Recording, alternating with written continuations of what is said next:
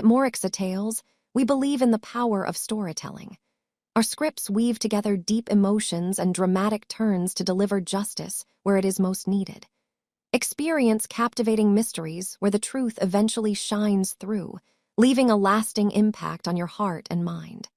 My sister slapped my 7-year-old son at Thanksgiving dinner. No one saw it, or at least, no one admitted they saw it. When I asked what happened, my son's voice trembled. It was an accident, he said, his eyes fixed on the floor. I heard a noise. Suspicion arose. Before I could react, my parents intervened. "Don't ruin the evening," they said. "Not tonight." The room fell silent. Then the conversations gradually resumed. 8 days later, a truth was revealed. Then another truth was exposed, and powerful enough to shatter everything she had built. I'm so grateful you're still listening. Comment what time it is, where you are. I love knowing when this story reaches you, and it helps me understand who's walking this journey with me. Important reminder, this narrative contains fictionalized details for storytelling and learning purposes. Any resemblance to actual names or locations is purely coincidental, though the core message remains deeply relevant and meaningful. Thanksgiving was supposed to taste like pecan pie and sound like my father's terrible jokes. It wasn't supposed to taste like fear or sound like my 7-year-old son getting slapped. But that's what November 28th, 2024 became, the night I learned some family traditions need to die. We'd driven 90 minutes from Fort Moore to my parents' Buckhead house, Nathan at the wheel while Mason dozed in back. My husband had wrangled leave from his military intelligence post, and I'd promised Mason we'd be home by 9. He was 7, old enough to stay up late, young enough to believe Thanksgiving meant safety. My parents' place at 428 Habersham Road looked like a Southern Living cover, white columns, magnolia wreaths, the kind of house where bad things don't happen. 12 of us squeezed into the dining room by 6 me. Nathan, Mason, my parents, Carol and Walter, plus assorted aunts and uncles who don't matter to this story. The only person who mattered was 2 hours late. Whitney breezed in at 6:30 with an apology that didn't reach her eyes and a stranger in tow. "This is Kyle Morrison, my videographer," she announced. Kyle looked about 29, wore a Patagonia vest, and hauled in enough gear to film a movie. 2 ring lights on tripods, a Canon C70 that cost more than my Honda, a microphone that belonged on a battlefield. "Whitney, what?" I started. "It's for her show." My mother cut me off with that smile reserved for her youngest. "Spotlight Studios needs content. Isn't that wonderful?" Whitney had 500,000 Instagram followers and a $2.2 million reality TV contract. My mother recited these numbers like scripture. My sister was 27 and famous. I was 32 and tired. "We're live streaming," Whitney said, adjusting a ring light around her face. "Just real Thanksgiving with Whitney Foster. My followers love authenticity." Nathan's look said, "This is insane." But my father was already clearing space, and my mother was primping, and Mason was staring at the lights like they might bite him. One of them would. The stream went live at 6:35. Whitney positioned herself at the table's head, angled the camera, and beamed. "Hey, loves live from my parents' gorgeous Buckhead home." The viewer count climbed 10,000, 12,000, 15,000 strangers watching us pretend to be happy. "Aunt Whitney, when do we eat?" Mason tugged my sleeve. "Soon, baby," I whispered, but she'd already heard. "Isn't he precious?" She zoomed in on his face without permission. He flinched. Nathan's hand found mine under the table and squeezed. For 15 minutes, Whitney orchestrated us. "Laugh here. Pass the cranberry sauce. Smile." Kyle circled with his camera, a silent ghost, and I wondered what he saw through that lens. At 6:50, Mason reached for water. His elbow caught the tripod. The ring light teetered, then crashed. $800 of equipment shattered across the hardwood. 15,000 people watched Mason's face crumble. The chat exploded. "OMG, is he okay? Whitney looks pissed. That light cost more than my rent, lol." Whitney's smile froze. "Kid's right." She laughed into the camera eyes like ice. "Totally fine, accidents happen." Mason started crying. I moved toward him, but she held up a hand. "Quick break, loves." She tapped her phone. The red light blinked off. Her smile disappeared. I was in the kitchen 15 feet away when I heard it, the unmistakable crack of a hand across skin. I dropped the dish I was holding. Nathan's head snapped up. By the time I reached the dining room, Mason was sobbing, clutching his left cheek, and Whitney was crouched in front of him. "You need to be more careful," she hissed. "Do you know what that cost you? Ruined everything." "Mason," I shoved past my mother. "What happened?" His eyes were huge, terrified. "I broke Aunt Whitney's light. I'm sorry." There was a handprint on his face, clear as day, 5 red fingers blooming across his cheek. "Mason, how—" I touched his face. He flinched. "Did someone hit you?" He ran into the tripod. Whitney interrupted, standing. "Poor thing hit the metal leg. Mason, sweetie, you okay?" I looked at my son, at the perfect outline of fingers, at the way his eyes kept darting to Whitney and away. "Mason," Nathan knelt beside me, voice steady. "Did anyone hit you?" Mason's breath caught. He looked at Whitney, at my mother, at Walter, suddenly fascinated by his shoes. "No," Mason whispered. "I hit the tripod. That's not metal." Nathan said quietly. "That's a handprint." "Are you accusing me?" Whitney's voice climbed. "I was helping him. You're scaring him." My mother stepped between us. "Nathan, you're making this worse. Mason said it was an accident." I pulled Mason into the hallway. "Baby, you can tell me anything. Did Aunt Whitney do something that made you uncomfortable?" He shook his head hard. "No, Mama, I want to go home, please." Nathan drove in silence while I held Mason in back, his face pressed against my shoulder. The handprint was already purpling. I'd heard the slap. Nathan had heard it. We both knew what we'd witnessed. But Mason wouldn't say the words, and without his testimony, we had nothing but a bruise that could have been anything, and a mother's certainty against a family's denial. My mother called twice before we hit the interstate. I let it go to voicemail. The third time I answered. "You're overreacting, Megan," she said. No hello, no concern for Mason. "Whitney would never—" "I heard it, Mom. Nathan heard it. There's a handprint on his face." "He said he hit the tripod. You're putting words in his mouth. You always do this, make everything about Whitney into some drama." I hung up. Nathan's eyes met mine in the rearview mirror. "We report it," he said. "It wasn't a question. Report what that we heard something, that Mason has a bruise he won't explain." My voice cracked. "She'll say we're lying. Mom and Dad will back her up. And Mason—" I looked down at my son, finally asleep against my chest, his cheek still red and swollen. "He's too scared to tell the truth. So what do we do?" I stared out at the dark Georgia highway, the broken white lines disappearing under our tires, like the hours we'd just lost. "I don't know." My voice came out hollow. "We take him to the doctor tomorrow, document the bruise, file a report with the police if we have to. But without Mason confirming what happened—" I couldn't finish the sentence. Couldn't say out loud what we both already knew, that the legal system doesn't run on a mother's instinct or a father's military training. It runs on evidence, on witnesses willing to speak. Nathan's jaw tightened. "She's not getting away with this. She's been getting away with it for years," I said quietly. "Why would this be any different?" He didn't have an answer. Neither did I. All I had was my son's weight against my chest, the rhythm of his breathing finally evening out as sleep took him somewhere safer than the waking world. All I had was the memory of that sound skin on skin and the helpless knowledge that hearing it didn't make it provable. By the time we pulled into our driveway in Columbus, it was past 10. Mason didn't wake when Nathan carried him inside, didn't stir when I changed him into his pajamas and tucked him into bed. I sat on the edge of his mattress for a long time, watching the rise and fall of his chest, the handprint on his face, visible even in the dim glow of his nightlight. "We'll figure it out," Nathan said from the doorway. "Somehow." But that night, all I had was helplessness, and the terrible suspicion that it wouldn't be enough. Mason's scream woke me at 2 a.m. I was out of bed before my brain caught up, running down the hall in bare feet, Nathan half a step behind me. Mason sat upright in his bed, sobbing, his hands clutching his stuffed bear like it was the only solid thing left in the world. "Baby, I'm here." I pulled him into my lap, his small body shaking. "You're safe. It was just a dream. I'm sorry about the light." He sobbed into my shoulder. I didn't mean to break it. I'm sorry. Shh, it's okay. You didn't do anything wrong.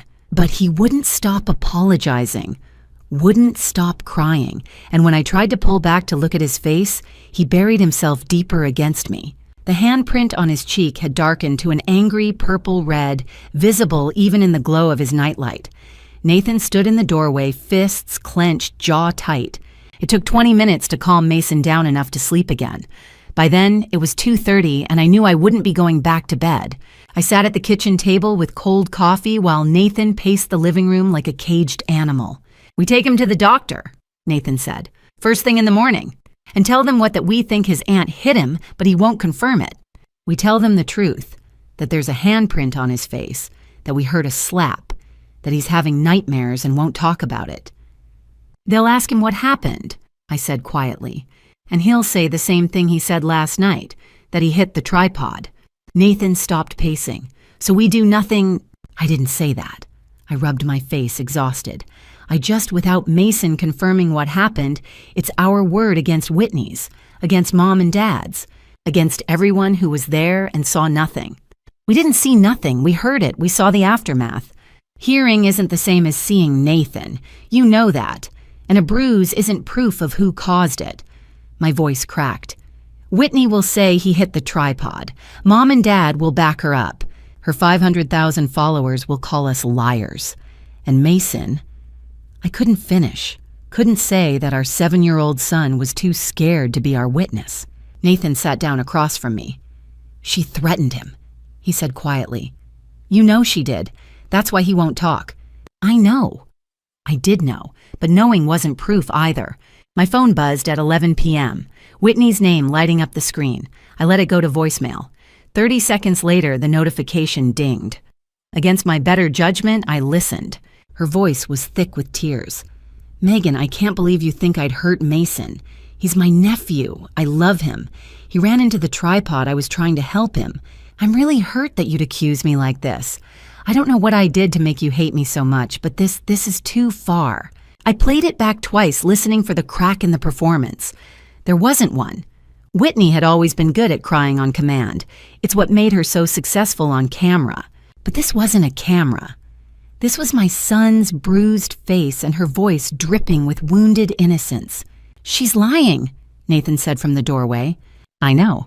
"Then why do you look like you believe her?" "Because I don't have proof that she's lying," I snapped. "Because everyone else believes her. Because my own mother—" The phone rang again. This time it was Mom. "Your sister is devastated," she said without preamble. "No hello, no how's Mason?" She called me crying. "Mason said he hit the tripod, Megan. Why are you making this into something it's not?" "Mom, I saw the handprint. So did Nathan. Kids bruise easily. You're seeing what you want to see." "What I want to see—" My voice climbed. "Why would I want to see my son hurt? You've always been jealous of Whitney's success. Ever since she signed that contract with Spotlight Studios, you've been—" I hung up. My hands were shaking. "Let me guess," Nathan said. "You're overreacting. Apparently, I'm also jealous and delusional." I set the phone down before I could throw it. According to Mom, bruises are normal. Handprints are meaningless. And I'm just looking for reasons to make Whitney look bad. "Your family's been covering for her for years," Nathan said. It wasn't the first time he'd said it. It wouldn't be the last. "This is what they do. They protect Whitney and gaslight everyone else." I wanted to argue. Wanted to defend my parents, my family, the people who were supposed to protect all of us, not just their golden child, but I couldn't, because he was right. At 11:45, my phone lit up with Instagram notifications. I'd silenced Whitney months ago, but apparently enough people were tagging me that the algorithm thought I'd want to know.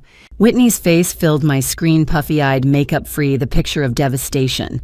The caption read, "When you try to create beautiful memories for your family and someone accuses you of hurting a child you love. My heart is broken. Sometimes family are the cruelest people." 18,000 likes, 2,000 comments. "OMG, Whitney, you're too pure for this world. Some people are just jealous. Who would accuse you of something like that? You're literally the sweetest. Stay strong, babe. The truth always comes out." I scrolled until my eyes burned. 18,000 people believed her. 18,000 strangers who'd watched her carefully curated Thanksgiving live stream and saw nothing but a loving aunt and an accident-prone nephew. They didn't hear the slap, didn't see the way Mason's eyes went wide with fear, didn't know that Whitney's tears were as manufactured as her Instagram aesthetic. "Don't read the comments," Nathan said, taking the phone from my hands. 18,000 people think I'm lying. 18,000 people don't know what we know. What do we know, Nathan? I looked up at him. We know we heard something. We know Mason has a bruise. But we don't know, we can't prove. We know the truth, he interrupted. That's enough. But it wasn't. Not when my own mother didn't believe me. Not when Whitney had 500,000 followers ready to defend her. Not when Mason was too terrified to speak. I checked on Mason at 6 a.m. He was still asleep, one arm wrapped around his bear, the handprint on his face somehow even darker in the morning light. I sat on the edge of his bed and watched him breathe, watched the slight flutter of his eyelashes, and wondered how many other bruises my family had covered up over the years. How many other victims had been told they were overreacting, jealous, delusional. Nathan found me there 20 minutes later. "We're taking him to the doctor," he said. It wasn't a question anymore. "Okay. And if Mason still won't talk, we document it anyway," I said. "The bruise, the nightmares, everything. Even if it's just our word against hers, at least there'll be a record." Nathan nodded. "It's a start." I looked down at my son at the evidence literally written on his face and thought about Whitney's Instagram post, about 18,000 people who believed her version of the truth, about my mother's voice on the phone cold and dismissive. I needed more than suspicion, more than instinct. I needed proof that would make my family see what they'd been refusing to see for 16 years. I just didn't know yet that by the end of the day I'd have it. The knock came at 9 in the morning. I'd been staring at my coffee for 20 minutes replaying Whitney's Instagram post, 18,000 people who believed I was a liar. When I opened the door, Amanda Brooks stood on my porch, holding her phone. Amanda lived 3 houses down, had a daughter in Mason's grade. We weren't close friends, but we were friendly. "Megan, I saw Whitney's post. I'm so sorry, but I need to show you something." She stepped inside, glancing at Mason's closed bedroom door. "Is he okay?" "He's sleeping," or pretending to. Amanda held out her phone. "Whitney has 2 Instagram accounts, the public one with 500,000 followers and a private one, only 2,400 people. My cousin follows the private account. She sent me this." The screenshot showed a post timestamped 7 a.m. Whitney's face filled the frame, makeup perfect smiling. The caption read, "Some people can't handle watching you thrive. They'll twist everything to make you the villain, not my problem. Moving on." I stared at it until the words blurred. 24 hours ago, Whitney had slapped my son. 16 hours ago, she'd posted tearful stories about false accusations. And now, before most people were even awake, she was already moving on. Like Mason's bruised face was just another inconvenience. "She's acting like nothing happened," I said, because to her, nothing did. Amanda's expression hardened. "Megan, I believe you. That mark on Mason's face that's not from a tripod." Something cracked open in my chest. I hadn't realized how badly I needed someone to say those words. "My mom thinks I'm overreacting, and Mason won't tell anyone what happened." Amanda squeezed my hand. "Then you need someone who will." By 11, we were at Martin Army Community Hospital. Dr. Rebecca Cooper met us in exam room 3. Rebecca and I had worked together years ago. She was 45, had 2 teenagers, and possessed the kind of steady calm that made scared kids trust her. "Hey, Mason," she said, kneeling. "I hear you had a rough Thanksgiving.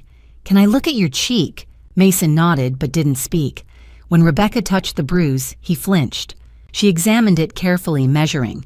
"Megan, Nathan, can you step into the hall?" In the corridor, she showed us photos on her tablet. "This injury is consistent with an open hand slap. See here, these are finger marks, 4 fingers and a thumb. The spacing matches an adult hand. The bruising pattern is too uniform to be from hitting a metal object. Tripod legs leave linear bruises, not handprints." "So someone hit him," Nathan said. "Yes," Rebecca looked at me. "Who was present when this happened?" I told her everything.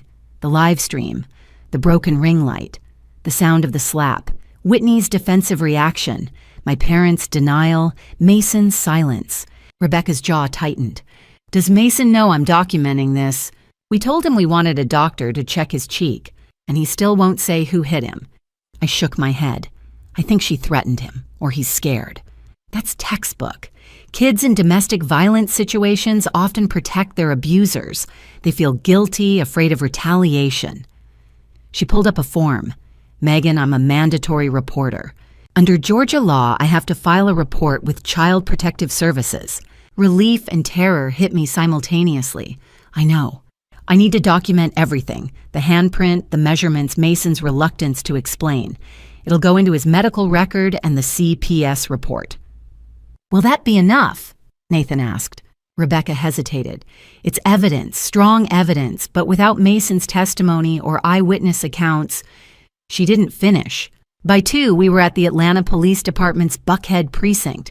Officer Ryan Warren looked about 38 with tired eyes and patient expression. He studied the photos Rebecca had sent to my phone. That's consistent with battery, he said. But here's the problem without the child's testimony or video evidence. He said, she said. Your sister will claim it was an accident. Your parents will back her up. And Mason, he looked at my son drawing circles on a notepad. He's 7. Defense attorneys will argue he's been coached or confused. So even with medical evidence, nothing happens. I'm opening a case file. Incident number 2024-11-5678. Everything gets documented, your statement, your husband's statement, the medical report photographs. If more evidence surfaces, we can move forward. He spread his hands. I'm being honest, Mrs. Carter. Cases like this are hard to prosecute without a witness willing to testify or concrete proof. We drove home in silence. At 4:30, my phone rang a Georgia number I didn't recognize. Mrs. Carter. This is Hannah Mitchell. I'm an investigator with Child Protective Services. I received Dr. Cooper's report about Mason. I'll need to schedule a home visit and interview Mason separately. I'll also be contacting Whitney Foster. Will you protect him? My priority is Mason's safety, Hannah said. Based on the medical evidence, I'm keeping this case open, but I need Mason to feel safe enough to talk to me. Can you work on that? I'm trying. I'll call tomorrow to schedule the visit. I hung up and stared at my phone. Case number 2024-11-5678, a CPS file, medical documentation, police report, all the official machinery grinding forward, and yet we were no closer to justice. Mason still wouldn't speak. Whitney still had 18,000 people defending her, and my mother was probably calling me overdramatic. I walked into Mason's room. He was lying on his bed staring at the glow-in-the-dark stars on his ceiling. Mama, he whispered. Is Aunt Whitney mad at me? I sat beside him, smoothing his hair. No, baby, you didn't do anything wrong. But I broke her light. That was an accident. Accidents happen. He didn't say anything else, just reached for my hand and held it tight. I stayed there until he fell asleep, his face turned away so I couldn't see the bruise. Progress, I told myself. We had doctors and police and social workers now. We had evidence. We had a case number. It had to be enough, at least for now. Nathan had been at the kitchen table for 2 hours when I found him surrounded by printed pages and his laptop glowing in the dim light. It was 7 p.m. and Mason was finally asleep after another nightmare. I'd sat with him until his breathing evened out, watching the bruise on his face deepen from red to purple. What are you doing? I asked, though I already knew. Nathan didn't sit still when he was helpless. He researched planned found angles, reading Georgia assault law, family violence statutes, parental rights. He looked up, his expression grim but focused. I talked to JAG this afternoon. JAG, the Judge Advocate General's Corps, the Army's legal advisors. Nathan had connections. I didn't networks built through years of military service. What did they say? That the medical evidence and police report create a paper trail. If Whitney does this again to Mason or anyone else, the case can be reopened. Previous incidents strengthen future prosecution. He tapped the laptop screen. But they also said what Officer Warren told us. Without Mason's testimony or video evidence, getting charges to stick now is nearly impossible. I sank into the chair across from him. So we just wait. Hope she doesn't hurt him again. We make sure Mason knows he's safe. Nathan's voice was steady, that military calm I'd fallen in love with 15 years ago. We document everything. We build a record. And if she comes near him again, we have grounds for a restraining order. She's my sister. She's his abuser. He said it without malice, just fact. Megan, I know this is hard, but we can't protect her and protect Mason at the same time. I knew he was right. I hated that he was right. At 8, I tried to get Mason to eat dinner. He pushed his mac and cheese around his plate, taking tiny bites that he barely swallowed. His cheek looked worse under the kitchen lights, purple spreading toward his eye yellow, bruising at the edges. Mama. His voice was so small. Am I in trouble? No, baby. Why would you be in trouble? Because I broke Aunt Whitney's light, and I made everyone upset at Thanksgiving, and now the doctor and the police. His eyes filled with tears. I made everything bad. I pulled him into my lap even though he was getting too big for it, his legs dangling off my knees. Mason, listen to me. You didn't make anything bad. Breaking the light was an accident. Accidents happen. None of this is your fault. But Aunt Whitney was mad. And Grandma said I shouldn't have been running around, and Grandpa said, stop. I cupped his face gently, careful of the bruise. What happened to you was not your fault. Do you understand me? Not your fault. He buried his face against my shoulder and cried, and I held him while Nathan watched from the doorway, his jaw tight. Later, after Mason was back in bed, Nathan said what we were both thinking. He's protecting her because he thinks he caused it. I know. How do we get him to see it wasn't his fault without making him relive it? I didn't have an answer. The knock came at 9 the next morning. I opened the door to find Captain Riley Thompson and his wife, Lindsay, standing on my porch with a tin of cookies and careful smiles. Riley was 36, built like a linebacker with the kind of command presence that made privates straighten their spines. He and Nathan had gone through basic together, stayed close, through deployments and transfers. Lindsay taught 3rd grade at the elementary school on base petite blonde with the patient warmth of someone who'd spent a decade managing 8-year-olds. We heard what happened, Riley said simply. Wanted to check in. I let them in, grateful and exhausted. Lindsay headed straight for Mason, who was building Legos in the living room, while Riley sat with Nathan and me at the kitchen table. Nathan told me about the police report, the CPS investigation. Riley kept his voice low. If you need character witnesses' testimony about Mason's behavior before and after support at hearings, I'm there. Both of us are. We appreciate that, I said, my throat tight. But right now, Mason won't even confirm what happened.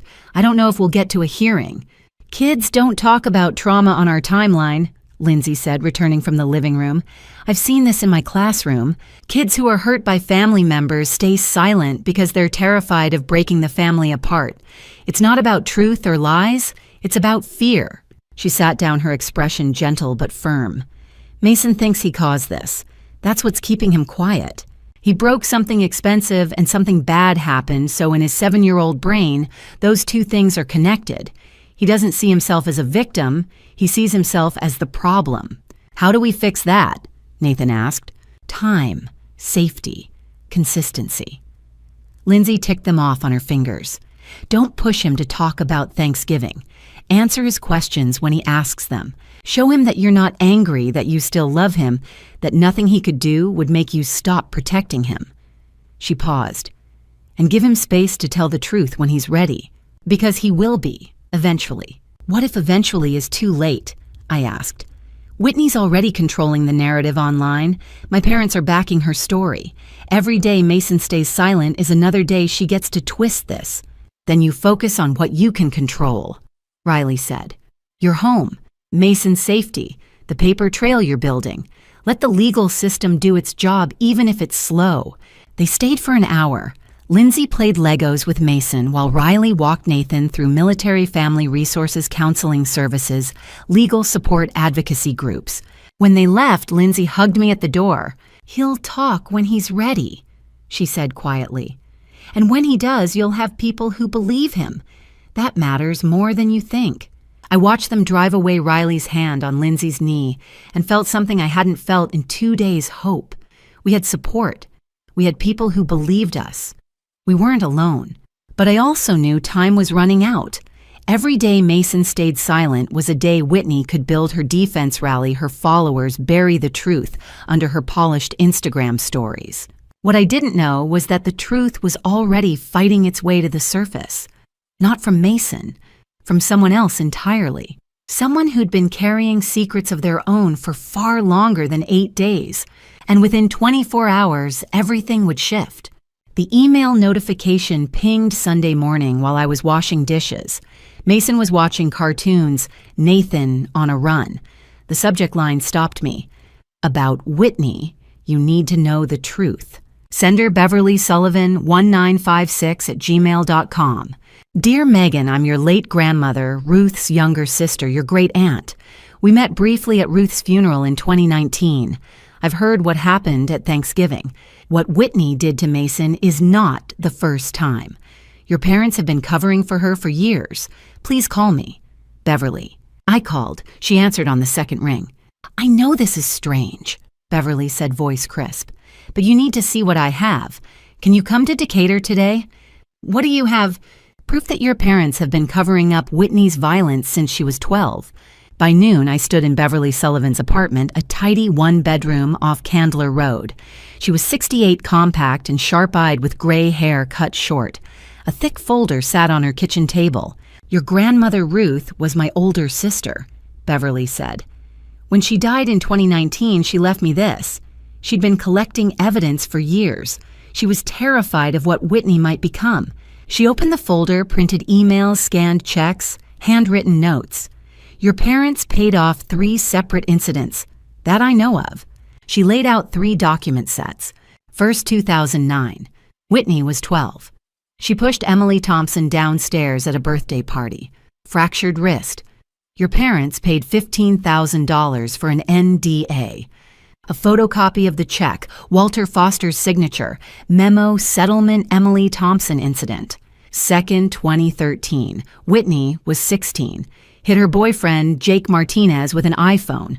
Concussion 5 stitches, $25,000. Another NDA. Another check, my father's handwriting. Third, 2019. Whitney was 22. Slapped a waiter, Carlos Diaz, over the wrong wine.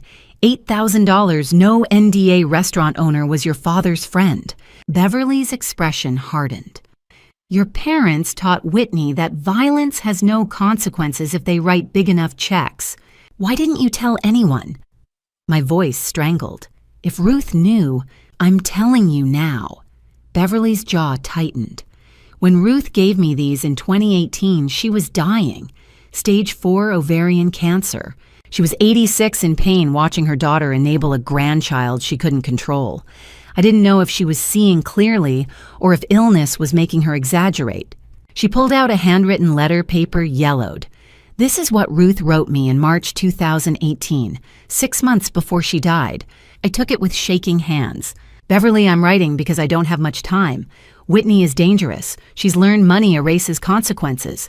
Carol and Walter are blinded by love or fear of losing her. I'm terrified one day she'll hurt someone who can't fight back, like a child. Please, if that day comes, don't let them cover it up. The truth needs light. Ruth. March 14th, 2018, 6 years before she slapped Mason, after Ruth died. Beverly continued, I kept these documents, but I didn't know what to do. Ruth's fears were just fears. Whitney hadn't hurt anyone since 2019. She was becoming successful. I thought maybe Ruth was wrong. She looked at me. Then I heard about Mason, a 7-year-old, and I knew Ruth was right. Why not go to the police? With what 15-year-old ND as hearsay from a dead woman, your parents would deny everything. Victims signed agreements. Without a current case, these are just paper. She pushed the folder toward me. But now you have a current case. Medical evidence, police report. This pattern shows Whitney's been violent for years and your parents enabled every incident. I flipped through photocopies, checks, emails between my parents and lawyers, Ruth's notes, tracking dates. 15 years of violence, 15 years of cover-ups. They knew, I said, voice breaking. They knew she was dangerous and still let her near Mason. They've always known. That's enabling. They convince themselves each incident is isolated. that Whitney's passionate or stressed, that victims exaggerate, that money fixes it. Beverly pulled out the 2009 NDA, Emily Thompson's parents' signatures. Emily was 10 when Whitney pushed her. Your parents paid her family to silence a 12-year-old assaulting a 10-year-old. I thought about Mason's bruised face, his nightmares. Is Aunt Whitney mad at me? I thought about my mother's cold voice. You're overreacting. 18 years of being told I was jealous, dramatic, too sensitive. They'd known. They'd known what Whitney was capable of and chosen silence over accountability. Take these, Beverly said. Use them. Show the police CPS, whoever needs to see.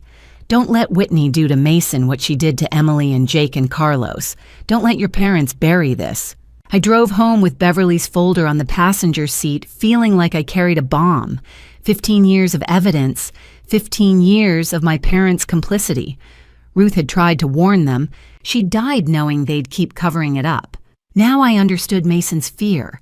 He'd sensed what I'd missed, that in our family, Whitney's actions were always forgiven victims, always silenced. But this evidence, damning as it was, wasn't enough. It showed a pattern, but didn't prove what happened to Mason. For that, I needed something concrete, something undeniable. The answer was already waiting. I just didn't know it yet. By the time I pulled into my driveway, I knew what I had to do. I had to choose between protecting my family's secrets and protecting my son. And there was no choice at all. Before we continue, please comment the number 6 below so I know you're still listening, because what comes next changes everything. What's about to happen will prove one thing: never underestimate the power of truth, especially when it comes from where no one expected. Please note this story may include recreated or fictionalized elements. If the content makes you uncomfortable, you're welcome to stop here. The email notification pulled me from sleep at 6 a.m., my phone buzzing on the nightstand. Nathan was already awake beside me, staring at the ceiling. Neither of us had slept well since Thanksgiving. I almost ignored it, another spam message, but the sender stopped me. kyle.morrison.video@protonmail.com. Subject: Thanksgiving footage. Password protected.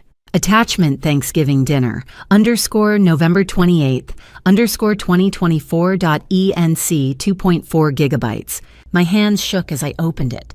Mrs. Carter, I'm Kyle Morrison. I was the videographer at your family's Thanksgiving. I need to explain something, and I need you to watch this footage. Password: Mason lowercase. Please call me after you watch. I'm sorry I made you wait. Kyle. I sat up so fast, Nathan startled.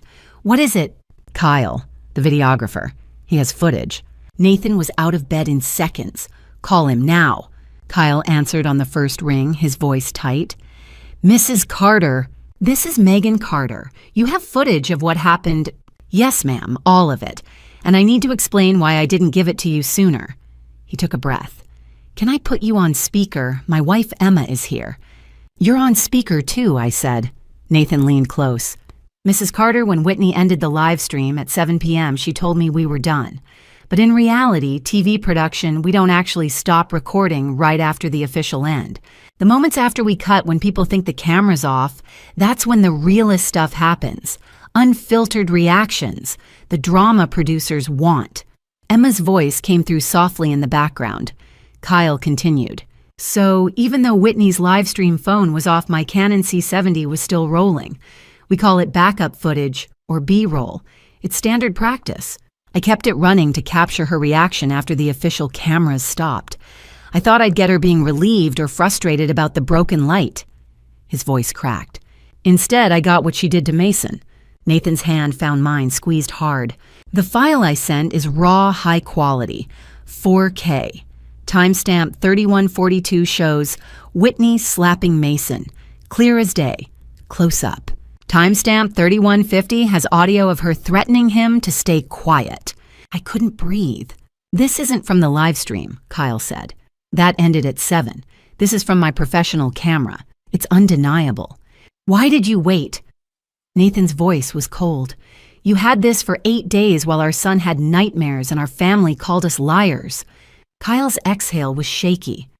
I'm ashamed, Mr. Carter. When I reviewed the footage November 29th, I saw what I'd captured, and I panicked. Panicked, how? And I asked.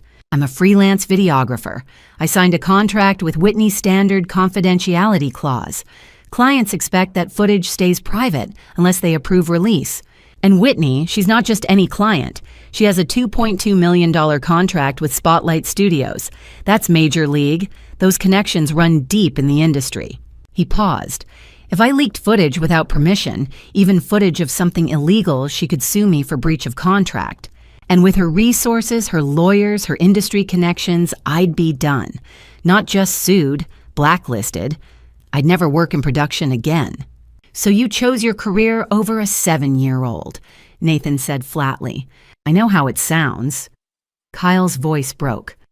I have a daughter, Lily. She's 5.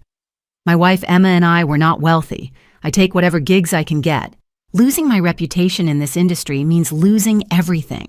I convinced myself it wasn't my place to get involved, that it was a family matter, that maybe I'd misunderstood what I saw. You didn't misunderstand, I said, my voice shaking. I know. Emma knew too. She asked me, December 5th, after Lily went to bed, if someone did that to our daughter and you had proof, what would you want the person with the camera to do? Emma's voice came through clearer. I couldn't sleep knowing we had evidence that could protect a child, and Kyle was sitting on it because of fear. Mason is someone's Lily. He deserves the truth. I'm sending you everything, Kyle said. The full 47 minutes, a sworn affidavit. I'll testify if you need me. I don't care what it costs me anymore. I should have sent this the day after Thanksgiving. I'm sorry. Thank you, I whispered. Thank you for choosing him. We hung up. I stared at my laptop at the encrypted file. Password Mason. Nathan sat beside me. You ready? I typed it in. 47 minutes of footage. I scrolled to 31:42. Whitney's live stream phone sat dark on the table, red light off. But Kyle's camera was still rolling, positioned to catch the entire dining room. Mason stood near the broken ring light, crying, his small hands twisting together. Whitney crouched in front of him, her back to camera, but her voice was crystal clear. Do you know how much that cost? 15,000 people were watching? You ruined everything. I'm sorry, Mason sobbed. I didn't mean to. Whitney's hand came up fast. The crack echoed through my laptop speakers. Mason's head snapped right, and he stumbled back, hand flying to his face. I watched my 7-year-old son get hit by my sister. Watched him flinch, watched fear flood his eyes, watched him go silent in that terrible way traumatized children do. Whitney leaned close, voice dropping to a whisper Kyle's mic still caught. Don't make a big deal out of this. You don't want to make Grandma and Grandpa sad, do you? Just say you hit the tripod. I hit the tripod, Mason whispered through tears. Good boy. The video continued, my mother rushing over Whitney's performance beginning.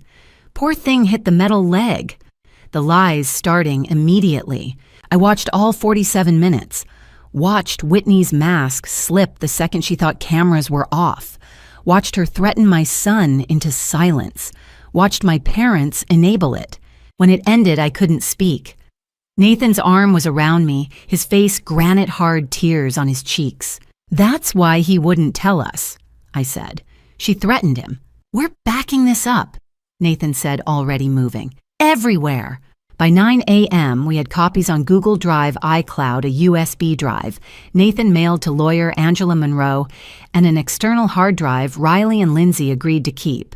If Whitney tried to destroy this evidence, she'd have to destroy 5 copies. I sat at the kitchen table staring at my laptop frozen on timestamp 31:42. My sister's hand mid-swing, my son's face about to be hit. For 2 weeks, I doubted myself, wondered if I was overreacting, let my family gaslight me into thinking I was seeing things that weren't there.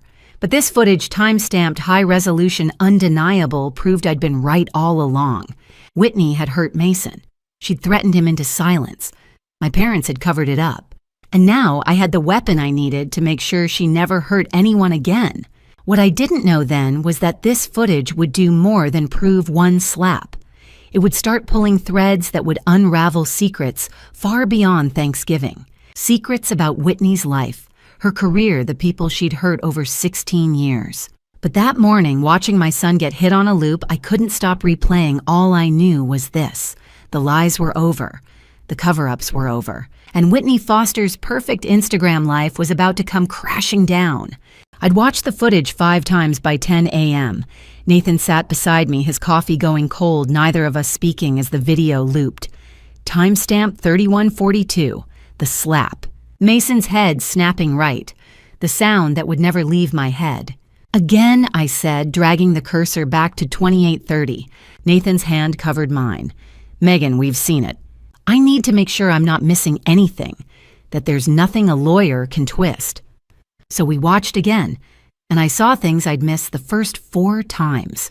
At 28:30, before the ring light fell, Whitney was already angry. Mason had been fidgeting during the live stream, not smiling on command, and Whitney's jaw was tight even while she performed for the camera. This wasn't a sudden reaction to a broken light. This was rage that had been building. At 31:42, the slap was worse than I'd realized. Not a reactive tap, a full swing. Open palm, Whitney's shoulder rotating into it. Mason's face turning so fast I could see the moment of impact, the red mark blooming instantly. At 31:50, the threat was calculated. Whitney's voice dropped to a whisper, but Kyle's shotgun mic caught every word. "Don't make a big deal out of this. You don't want to make Grandma and Grandpa sad, do you? Just say you hit the tripod." Premeditated manipulation. She knew exactly what she was doing. "This proves everything," I said, my voice hollow. The slap, the coercion, the calculated manipulation. "We take this to the police today," Nathan said, and CPS Officer Warren said if more evidence surfaced, they could move forward. This is undeniable. I nodded, but before I could respond, someone knocked on the door. Amanda Brooks stood on my porch, again phone in hand, her expression grim. Amanda lived 3 houses down. We'd become allies after she'd shown me Whitney's private Instagram posts earlier in the week. Her cousin followed Whitney's exclusive account, the one with only 2,400 followers instead of 500,000. The one where Whitney posted what she really thought. "Megan, I need to show you something else," Amanda said, stepping inside. "I know you have the footage now that's huge, but there's more, and it's bad." She pulled up Instagram on her phone, navigating to Whitney's private account. "My cousin sent me screenshots from the past week. Posts Whitney deleted this morning, but my cousin grabbed them before they disappeared." The first photo showed Whitney at an upscale restaurant in Los Angeles, sitting across from a man I didn't recognize. He looked about 42, salt and pepper hair, expensive suit. They were leaning close, his hand covering hers on the table. Whitney's caption before she deleted it read, "Celebrating new beginnings with my favorite person. Behind the scenes magic, love wins," followed by his tagged account, Preston Hayes Producer. "Who's Preston Hayes?" Nathan asked. "He's a producer at Spotlight Studios," Amanda said. "The studio that gave Whitney her $2.2 million reality show contract. I looked him up after my cousin sent this. Megan, he's married." I stared at the photo. "Whitney's having an affair with her producer. There's more." Amanda swiped to the next screenshot. Same account posted December 3rd. Whitney and Preston at what looked like a residential house, identifiable street numbers visible in the background. Caption, "When family doesn't support your dreams, you find people who do. P, you're my rock. Real love support system." The third photo from December 5th, 2 days ago, showed Whitney's wrist adorned with an expensive diamond bracelet. Caption, "When he knows exactly what you need. Thank you for always believing in me, P. Blessed. Power couple." "She's not even hiding it," I said, my voice flat. "She's posting about an affair on a semi-public account with 2,400 followers," Amanda said. "Industry people, close friends, family, people who could destroy her if they wanted to. She thinks she's untouchable." Nathan leaned over my shoulder, studying the photos. "Preston Hayes. He's the one who greenlit her show. According to his LinkedIn, he's Senior Vice President of Development at Spotlight Studios." Amanda said. "He would have been directly involved in approving Whitney's contract." "So he approved a multi-million-dollar deal for someone he's sleeping with," Nathan said slowly. "That's a conflict of interest." "That's fraud," I corrected. "Or at least grounds for the studio to terminate her contract to avoid liability." Amanda pulled up Facebook on her phone. "There's more. Rachel Hayes Preston's wife. She hasn't locked down her privacy settings. Look. Rachel Hayes' public profile showed a photo from November, her Preston, and 2 kids, a boy about 10, a girl about 7 at Disneyland. Caption, family time with my loves, blessed. Family first. Preston's last public post from October showed him and Rachel at what looked like an anniversary dinner. 15 years married to this amazing woman. Here's to forever. 15 years, 2 kids. And Whitney was posting diamond bracelets and love declarations on Instagram while Rachel posted family photos. Does Rachel know? I asked. I don't think so, Amanda said quietly. Her posts are all blessed family and forever love. If she knew, she'd have scrubbed his photos or gone dark. I sat back, my mind racing. Preston greenlit Whitney's show while having an affair with her. That's not just unethical, it's potentially criminal fraud against the studio. If Spotlight Studios finds out, they'll drop her immediately to avoid scandal. Nathan crossed his arms. This isn't just about Mason anymore. No, I agreed. It's about making sure Whitney loses everything she built on lies. The assault proves she's dangerous. But this, I gestured at Amanda's phone. This proves she's been manipulating her way to the top, using her relationship with Preston to get contracts, betraying a woman with 2 kids, building her empire on deception. What are you going to do? Amanda asked. I looked at Nathan. He nodded once, that military decisiveness I'd always relied on. We send the assault footage to the police and CPS today, I said. That's the priority. But this, I gestured at the Instagram screenshots. We hold on to this. Document everything. If Whitney tries to use her celebrity or her connections to wriggle out of the assault charges, we have leverage. We can destroy her credibility. Show the studio, her sponsors, her followers exactly who she is. You're going to war, Amanda said softly. She went to war the second she hit my son and threatened him into silence. I looked at the photo of Whitney and Preston, so confident, so careless. She thought she was untouchable, protected by mom and dad's money, by her Instagram followers, by her Hollywood connections. But empires built on lies fall fast. Nathan's hand found my shoulder. We need to be careful. Whitney has resources, lawyers, PR people. So do we, I said. We have the truth, and 2,400 people saw her bragging about an affair with a married producer. That's not something you can spin. I stared at Amanda's phone screen, Whitney's smiling face next to Preston's, the diamond bracelet glittering on her wrist, and felt something cold settle in my chest. This wasn't just about protecting Mason anymore. This was about dismantling the machine that had protected Whitney for 16 years. The money, the influence, the narcissistic belief that consequences didn't apply to her.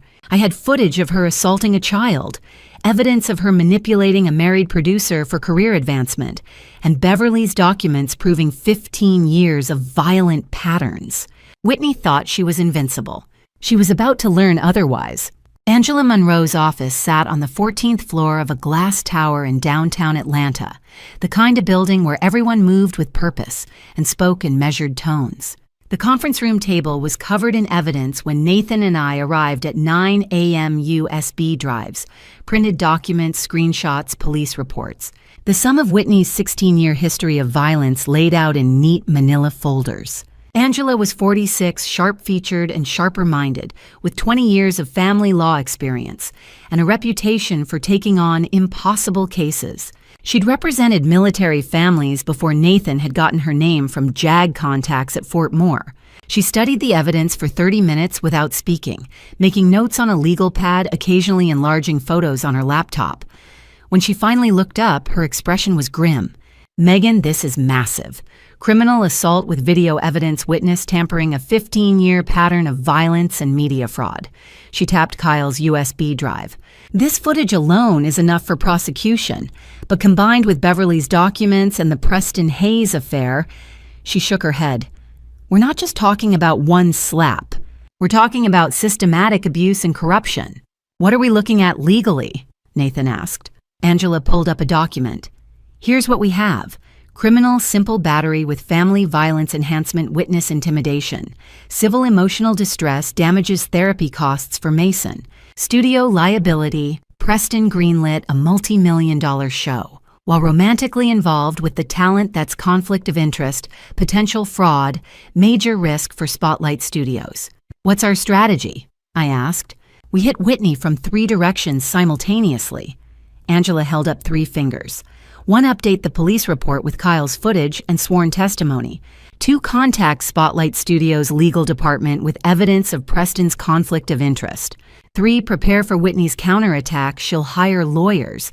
Your parents will fund her defense. She'll try to discredit you.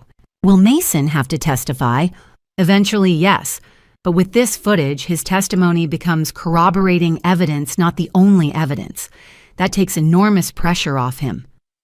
She looked at me. You ready to go to war? Because once we contact the studio, there's no walking this back. I thought of Mason's nightmares, the handprint on his face. Whitney's threat caught on camera. I'm ready.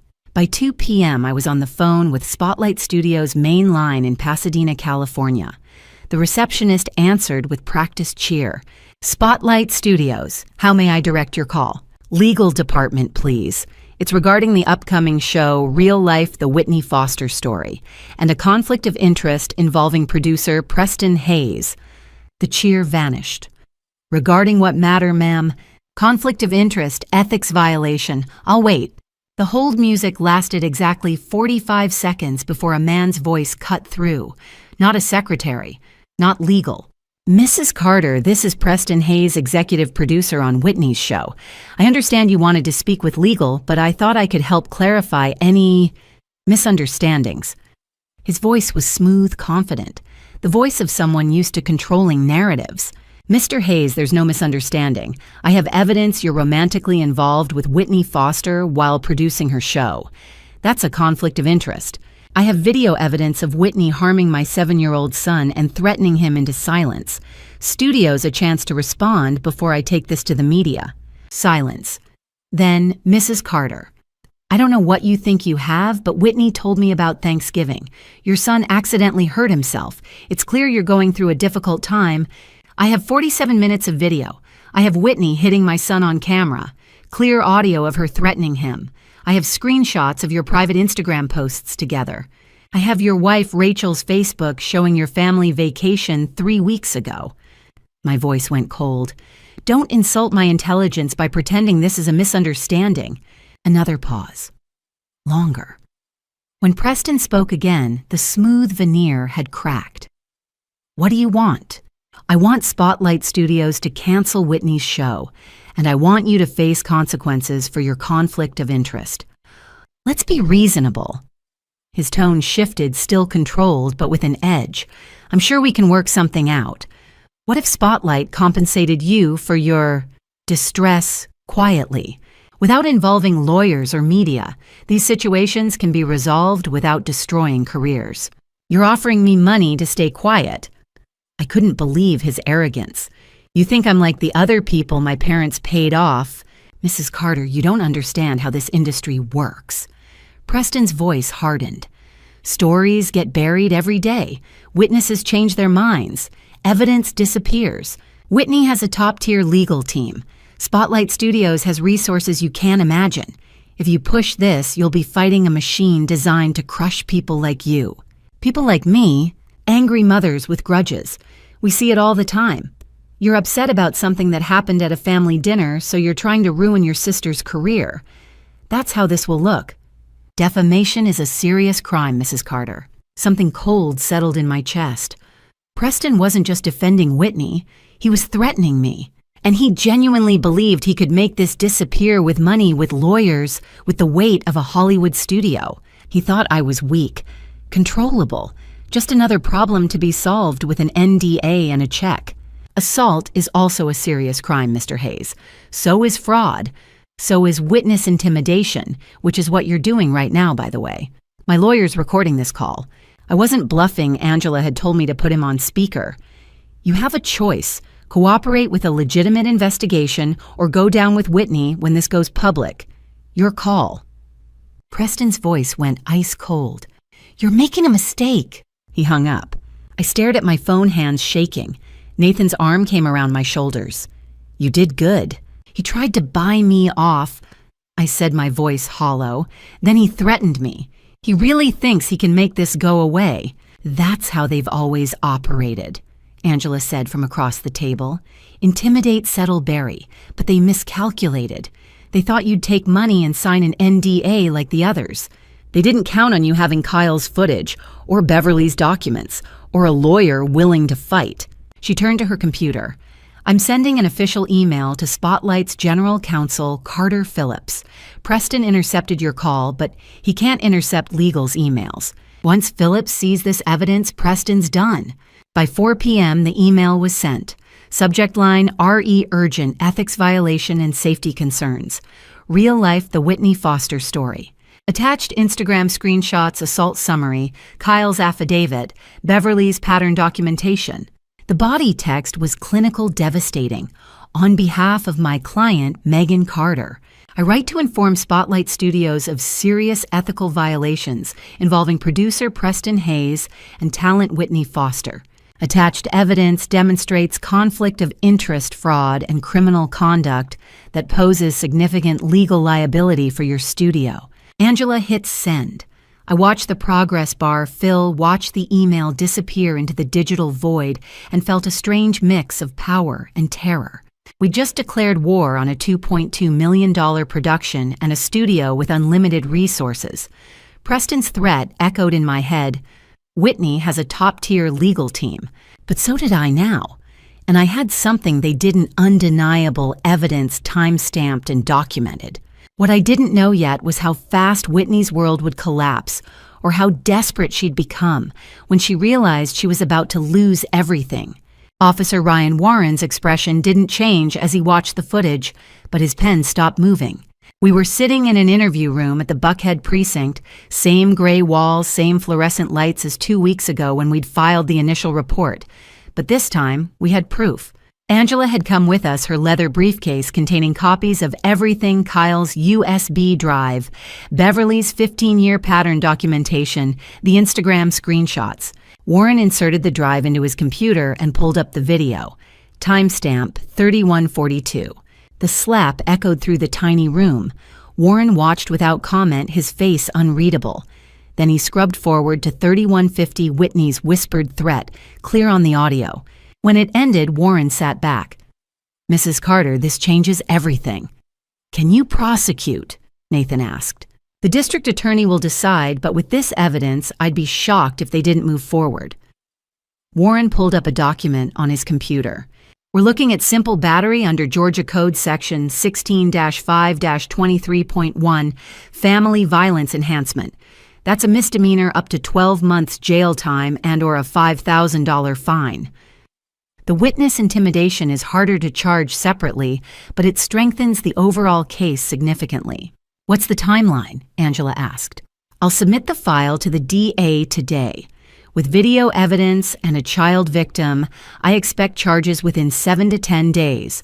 Whitney Foster will be notified and required to appear for arraignment. Warren looked at me. Mrs. Carter, I need to be clear. Even with this footage, Mason will likely still need to testify at some point. Can he do that? My stomach tightened. I don't know. He still hasn't said out loud what happened. Not to us, not to CPS. He's been too scared. And then we need him to find that courage, Warren said quietly. Because defense attorneys will argue the footage is ambiguous, that Mason's reaction doesn't prove intent. His testimony corroborates what we're seeing on camera. In the car on the way home, Nathan drove while I stared out the window at the December gray. Even with the video, Mason still hasn't told the truth in his own words, I said. Eventually, he'll have to testify. Maybe now that we have proof, he'll feel safe enough to talk. Or maybe he'll be more scared because everything's becoming real. At 2 p.m., Hannah Mitchell arrived at our house for a follow-up CPS interview. She'd called that morning saying she wanted to speak with Mason again now that we had video evidence. Angela stayed for support. Mason sat on the couch clutching his stuffed bear, a worn brown thing he'd had since he was 3. Hannah sat across from him, her posture open and non-threatening. Hi, Mason. Remember me? I'm Hannah. I came to visit a few days ago. I want to ask you some questions. Okay, you're not in trouble. Nothing you say will get you in trouble. I promise. Mason nodded, his eyes darting to me. Mason, can you tell me what happened at Thanksgiving dinner with your Aunt Whitney? Silence. Mason's fingers twisted in the bear's fur. "It's okay, baby," I said softly. "You can tell the truth." Mason's voice came out barely above a whisper. "I broke Aunt Whitney's light, the big light for her camera." "Okay," Hannah said gently. "What happened after you broke the light?" Mason's eyes filled with tears. "Aunt Whitney got really mad. She said I ruined everything." "And then what happened?" The tears spilled over. "She hit me on my face." My heart cracked open. Nathan's hand found mine. "She hit you with her hand?" Hannah asked. Mason nodded, crying harder. "Yes, and it hurt really bad." "Mason, did Aunt Whitney say anything after she hit you?" Mason's voice broke. "She said I couldn't tell anyone. She said Grandma and Grandpa would be disappointed in me, that it was my fault because I broke her light." "Oh, sweetheart." I couldn't help it. I slid off my chair and knelt beside him, pulling him into my arms. "You were so brave to tell us. Thank you for telling the truth." Mason sobbed into my shoulder. "I was so scared, Mama. I thought I was a bad kid." "You're not bad," I said fiercely, tears streaming down my face. "You didn't do anything wrong. Aunt Whitney was wrong. Daddy and I are going to make sure you're safe." Mason pulled back, looking up at me with red-rimmed eyes. "She's not allowed to come to our house anymore. She's not allowed anywhere near you, I promise." He buried his face against me again, and I held him while he cried, finally releasing 2 weeks of fear and guilt and confusion. Nathan knelt beside us, his hand on Mason's back. Angela discreetly wiped her eyes. After Mason had cried himself out and fallen asleep on the couch, Hannah finished her notes. "Mrs. Carter Mason's statement, combined with the medical evidence and video, gives us everything we need. I'm closing my investigation with a finding of substantiated abuse by Whitney Foster." "What happens now?" I asked. "I'm recommending a no-contact order between Whitney and Mason pending criminal proceedings. I'll file a report with the court recommending supervised visitation only if any, and mandating that Whitney complete psychological treatment and anger management before any contact is considered." Hannah's expression softened. "Your son is safe now. You did everything right." By 4 p.m., after Hannah left, Mason woke up and found me in the kitchen. "Mama." "Yes, baby." "Does this mean Aunt Whitney can't come to our house anymore?" "That's exactly what it means." Relief flooded his face, visible, palpable relief. "Good. I don't want to see her." That night, Nathan and I sat outside Mason's room while he slept. For the first time in 2 weeks, he didn't have nightmares, didn't wake up crying, didn't apologize in his sleep for breaking the light. He just breathed steady and peaceful, his bear tucked under one arm. "He finally let go of the fear," Nathan whispered. "Because he finally told the truth," I said, "and the truth protected him." I watched my son sleep, this little boy who'd been carrying a burden far too heavy for 7-year-old shoulders, and felt something shift in my chest. We were winning. The police had evidence. CPS had concluded in our favor. Mason had found his voice. But I also knew the hardest part was still ahead. Whitney would be charged. There would be an arraignment, probably a trial. And before any of that, I had to do something I'd been avoiding: confront my parents. Make them answer for 15 years of enabling. Force them to choose between protecting Whitney and protecting their grandson. I didn't know yet that the confrontation would shatter what was left of our family. That my mother would say things I'd never be able to unhear. That my father would have to face the man he'd become, someone who'd valued money and reputation over the safety of children. I didn't know that within 48 hours my parents would be forced to decide, stand with the truth or go down with Whitney's lies. But that night, watching Mason sleep peacefully for the first time since Thanksgiving, I knew one thing for certain: I would do whatever it took to protect him. Even if it meant losing my parents forever. The reckoning was coming, and there was no turning back. The meeting room at the Atlanta Fulton Public Library felt deliberately sterile, neutral territory, Angela had called it. 4 gray walls, one long table, fluorescent lights that hummed too loud. Not a family dinner, a reckoning. My parents arrived at 2 p.m. Carol in a pressed blouse and Pearl's Walter in his accountant's button-down. They looked smaller than I remembered, older. Carol's eyes went immediately to Angela's briefcase, then to Nathan's rigid posture beside me. "Megan, what is this?" Carol asked, defensive, before anyone had spoken. "Why here instead of at home?" Because this isn't a family dinner, I said, my voice steady. This is a reckoning. I slid Beverly's folder across the table. 15 years of documentation, photocopied checks, emails, handwritten notes tracking every incident. This is from Beverly Sullivan, I said. Every payment, every cover-up, every victim you paid to stay silent. Carol opened the folder, her face going pale. Where did you get this? Aunt Beverly kept copies of everything. Did you think she wouldn't? Walter flipped through pages, his hands shaking. These were accidents, kids fighting. Whitney never meant over $500,000 in settlements alone, I said, pulling out Beverly's summary sheet. Plus another $570,000 in monthly support since 2019. Over $1 million total teaching Whitney that violence has no consequences if you write a big enough check.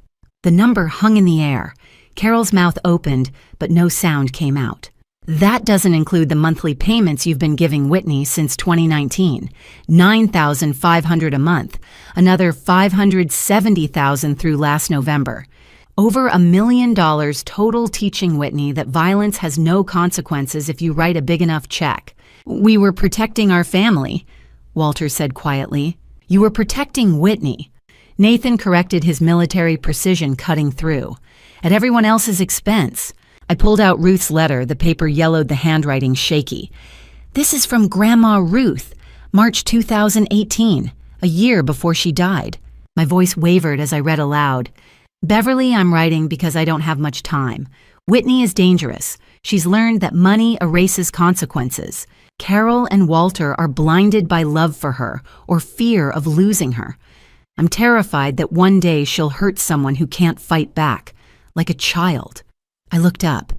Carol was crying silently. Walter stared at his hands. Grandma knew, I said, my voice breaking. She knew Whitney was dangerous. You ignored her, and now my son paid the price. Ruth didn't understand, Carol whispered. Whitney was just, she had a temper, yes, but we were handling it. I slammed my hand on the table. You paid people to stay silent.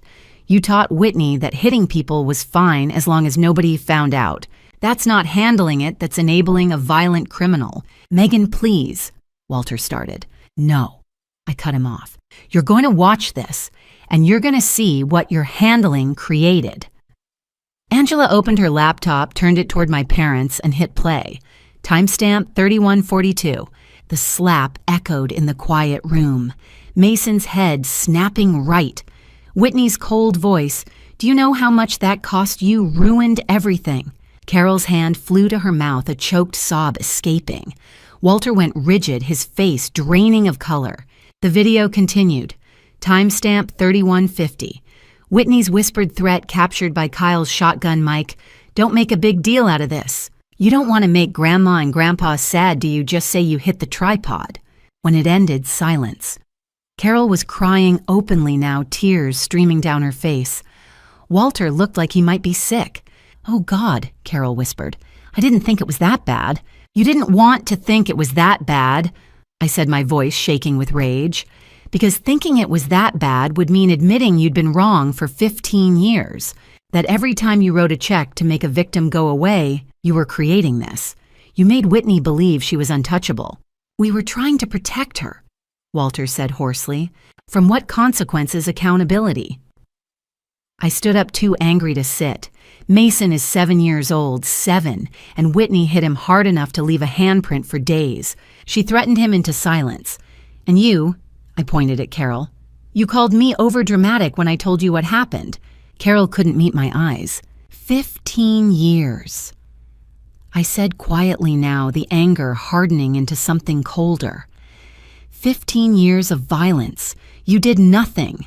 Angela cleared her throat. Mr. and Mrs. Foster, you need to understand your legal position. You have a documented history of covering up assaults. If this goes to trial, you could be called as witnesses or face charges yourselves. Walter's head snapped up. Charges for what? Accessory after the fact. Witness tampering not in Mason's case, but in the previous incidents where you paid victims to stay silent. The district attorney could argue you've been part of a pattern of enabling criminal behavior. We never hurt anyone, Carol protested weakly. You hurt everyone Whitney hurt. Nathan said flatly. By making sure she never faced consequences. I sat down, exhausted. I didn't come here to destroy you. I came to give you a choice. Carol looked up, mascara streaking her cheeks. What choice? You can tell the truth. Testify about Whitney's history. Admit you enabled her. Maybe we can rebuild some kind of relationship eventually. I paused, letting it sink in. Or you can keep protecting Whitney, hire her the best lawyers money can buy, and lose me and Mason forever. Carol sobbed harder. Megan, she's my daughter. I can't abandon her. And Mason is your grandson. My voice broke. Why does her violence deserve protection, but his safety doesn't? Carol didn't answer. Walter spoke quietly, not looking at anyone. We were wrong. I see that now. I don't know how to fix it. Start by telling the truth, Aurora, I said. The DA needs to hear from you. Beverly's documents aren't enough. They need you to confirm them, to admit what you did. Walter looked at Carol. Maybe we should. Carol's head whipped toward him. Walter, she's our daughter, and we turned her into this. Walter's voice was steady, now decisive. We taught her that money fixes everything. Carol, we have to face this. If you testify, I said carefully, will you let us see Mason? Walter's eyes filled with tears. Will you? Not immediately. You hurt him when you defended Whitney. But if you prove you're willing to change therapy accountability time, then maybe. Someday. Carol whispered, I need time to think. You have 48 hours, I said, standing. After that, I'll assume you chose Whitney over us. Nathan and I walked out. Angela stayed behind to give my parents paperwork contact information for the DA Beverly's full documentation, a list of family therapists. I didn't look back. In the parking lot, Nathan took my hand. You gave them a chance. That's more than they deserved. He was right. But as we drove home, my phone buzzed. A text from an unknown number. You're making a mistake. This isn't over. W. Whitney. I showed Nathan. His jaw tightened. She's panicking, he said. She's escalating, I corrected. I didn't know it yet, but while I'd been confronting my parents, Whitney had been making moves of her own, calling in favors, mobilizing her lawyers, preparing a counterattack that would force everyone to show their cards. The next 48 hours would determine everything, and I had no idea how ugly it was about to get. Beverly's call came at 10 a.m. on December 12th, her voice urgent. Megan, there's one more person you need to meet. Evelyn Sullivan, your great-aunt Ruth's older sister. She's 93, but her memory is razor sharp. And she has a story about Whitney that your parents never wanted anyone to know. Why haven't I met her before? I asked. Because your parents cut her out of the family 9 years ago. The same way they tried to silence everyone who challenged Whitney. Beverly paused. Evelyn called me yesterday. She heard about Mason through the nursing home grapevine. One of the staff has family who knows me. She's been carrying Ruth's letters since your grandmother died, and she's ready to talk. By noon, Nathan and I were driving to Roswell Senior Living Center, a sprawling facility 30 miles north of Atlanta. Beverly met us in the lobby, her expression grim. Evelyn was terrified of your parents for years. Being cut off from family at her age, it's isolating, cruel. But when she heard about Mason, she said she couldn't stay silent anymore. Evelyn Sullivan sat in a sunlit common room, her back straight. Despite her age, her eyes sharp behind wire-rimmed glasses. She wore a cardigan and pearls, her white hair pinned in a neat bun. When she saw me, she smiled sad and knowing. You must be Megan, Ruth's granddaughter. You look like her.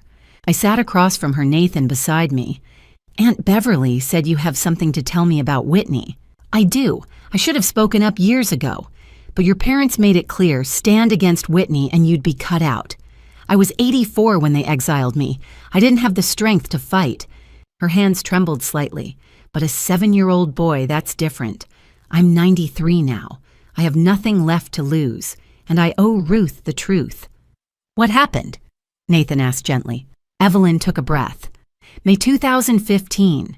Whitney was 18, just starting to build her Instagram following. I hosted a family gathering at my house in Marietta before I moved here, about 30 people. Whitney asked if she could set up cameras and ring lights in my living room for content. I said no. Why, I asked? Because it was a family gathering, not a photo shoot. and I'd seen how she treated people when they didn't give her what she wanted. Evelyn's jaw tightened. Whitney didn't accept that. She called me selfish and jealous of her success. Then she walked into my living room and started setting up anyway. "What did you do?" I told her to stop. She ignored me, so I unplugged her ring light. Evelyn paused. That's when she snapped. Nathan leaned forward. "What did she do?" Whitney grabbed a crystal vase off my mantle, my mother's vase worth $1,200, and smashed it on the floor. Then she screamed, "You're just a bitter old woman who can't stand that I'm going to be famous and you're nobody." I felt sick. Did anyone stop her? Your mother ran in and immediately apologized to M.E. for upsetting Whitney. Your father pulled Whitney aside and soothed her. No one said a word to her about the vase or the disrespect. Evelyn's voice hardened. The next day, Walter sent me a check for $1,200 with a note, "Sorry about the vase. Whitney's been stressed. Let's just move past this." "Did you take the money?" Nathan asked. I sent it back, told them I didn't need money, I wanted an apology from Whitney. I never got one. Evelyn's eyes filled with tears. Instead, Carol called and said I was making things difficult, and maybe it was best I didn't come to family events for a while. I haven't been invited back since. Beverly spoke up. That's when Ruth started keeping detailed records. She saw what Carol and Walter were doing, isolating anyone who held Whitney accountable. Evelyn reached for a wooden box on the side table. Before Ruth died, she gave me this. Said if anyone ever questioned Whitney's behavior, I should share it. Inside were more letters Ruth's handwriting dates, ranging from 2016 to 2018. I pulled out the first one, dated July 2016. My hands shook as I read aloud. "Evelyn, I'm so sorry Carol and Walter treated you that way. You were right to refuse the money. Whitney needs consequences, not checks. But they're so afraid of losing her, they'll sacrifice anyone, even family, to keep her happy. I've tried talking to them. They say I'm too hard on Whitney, that I don't understand the pressure of social media fame. It breaks my heart." The second letter, dated March 2018, 6 months before Ruth died, was harder to read. "Evelyn, I don't have much time. The doctors say 6 months, maybe less. I'm writing because someone needs to remember what I've seen. Whitney is getting worse. Last week she visited me and I asked her to put her phone away during lunch. She threw her plate across the room and called me a controlling old bitch. Carol apologized for her. Again. I'm terrified of who Whitney will become when I'm gone and no one's left to call her out. Please, if she hurts someone, really hurts someone, don't let Carol and Walter bury it. The truth needs light. Ruth." I couldn't see through my tears. She knew. Grandma Ruth knew exactly who Whitney was. Ruth begged your parents to get Whitney real therapy, not stress management, real psychological help. They refused, said therapy would tarnish Whitney's image and ruin her brand. Evelyn's voice broke. Your grandmother died knowing her warnings were ignored. Nathan asked quietly, "Mrs. Sullivan, would you be willing to testify about this in court?" Evelyn didn't hesitate. "Yes, I'm 93 years old. I have nothing to lose, and I owe Ruth and your son the truth." Beverly added, "I'll testify too, about the payments, the cover-ups, all of it." I took Evelyn's hand, her skin paper thin and warm. "Thank you, both of you." Driving back to Atlanta, I held Ruth's letters like sacred texts. My grandmother had tried to stop this. She'd seen the danger. She'd warned everyone. And she'd been silenced, dismissed, cut off. But her words remained. And now they'd be part of the case against Whitney. What I didn't know was that within 48 hours, everything would explode. Because Whitney wasn't going to let this go quietly, and neither was Preston Hayes. 6 days after Angela's email to Spotlight Studios, I still hadn't heard anything. It was December 14th and my patience was gone. "They're stalling," I told Nathan over breakfast. "Carter Phillips said he'd investigate, but 6 days Preston's probably coaching everyone on what to say." Nathan set down his coffee. "Call Angela, push harder." By 10 a.m., Angela had Carter Phillips on the phone speaker mode so I could hear. "Mr. Phillips, it's been nearly a week since we submitted evidence of Preston Hayes' conflict of interest. My client needs to know, have you concluded your investigation? Ms. Monroe, Mrs. Carter." Carter's voice was measured professional. I apologize for the delay. We've been gathering additional evidence. But I need to tell you something. Yesterday, I received an anonymous email from someone inside Spotlight Studios. My pulse quickened. What kind of email? A whistleblower. An employee who heard I was investigating Mr. Hayes and felt safe enough to come forward. Carter paused. They provided internal evidence that corroborates everything you reported and goes further. What evidence? Angela asked. Instagram direct messages between Preston and Whitney, more explicit than the public screenshots you provided.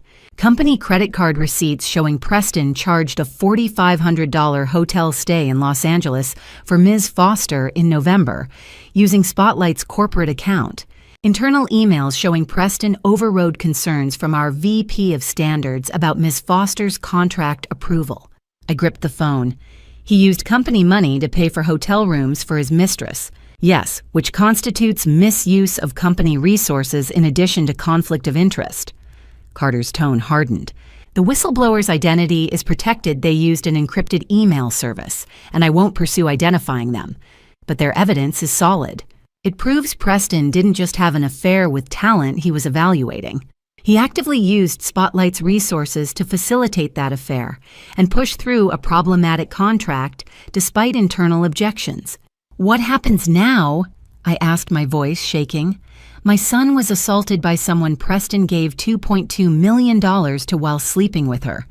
I need to know there are consequences. Mrs. Carter, I understand your frustration. As general counsel, I have authority to suspend executives immediately for ethics violations. Preston Hayes will be placed on unpaid administrative leave effective today.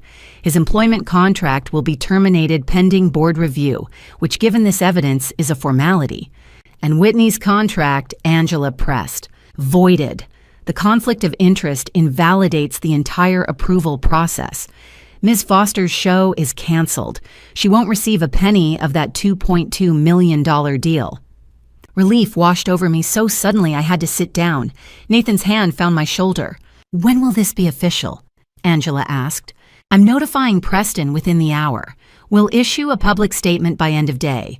Mrs. Carter, I want you to know Spotlight takes this extremely seriously. What Preston did was not just unethical. It exposed us to massive liability. If Ms. Foster's victims had sued us for enabling her through a fraudulently approved contract, we'd be facing tens of millions in damages. Thank you, I managed, for believing us, for acting. Thank you for coming forward, Carter said quietly. If you hadn't, we might never have known. At noon, Carter called back. Mrs. Carter, I wanted you to hear this directly before it goes public. As of 30 minutes ago, Preston Hayes has been suspended without pay. Whitney Foster's contract has been formally voided. Production has ceased. Our PR team is drafting a statement for release at 5 p.m. today.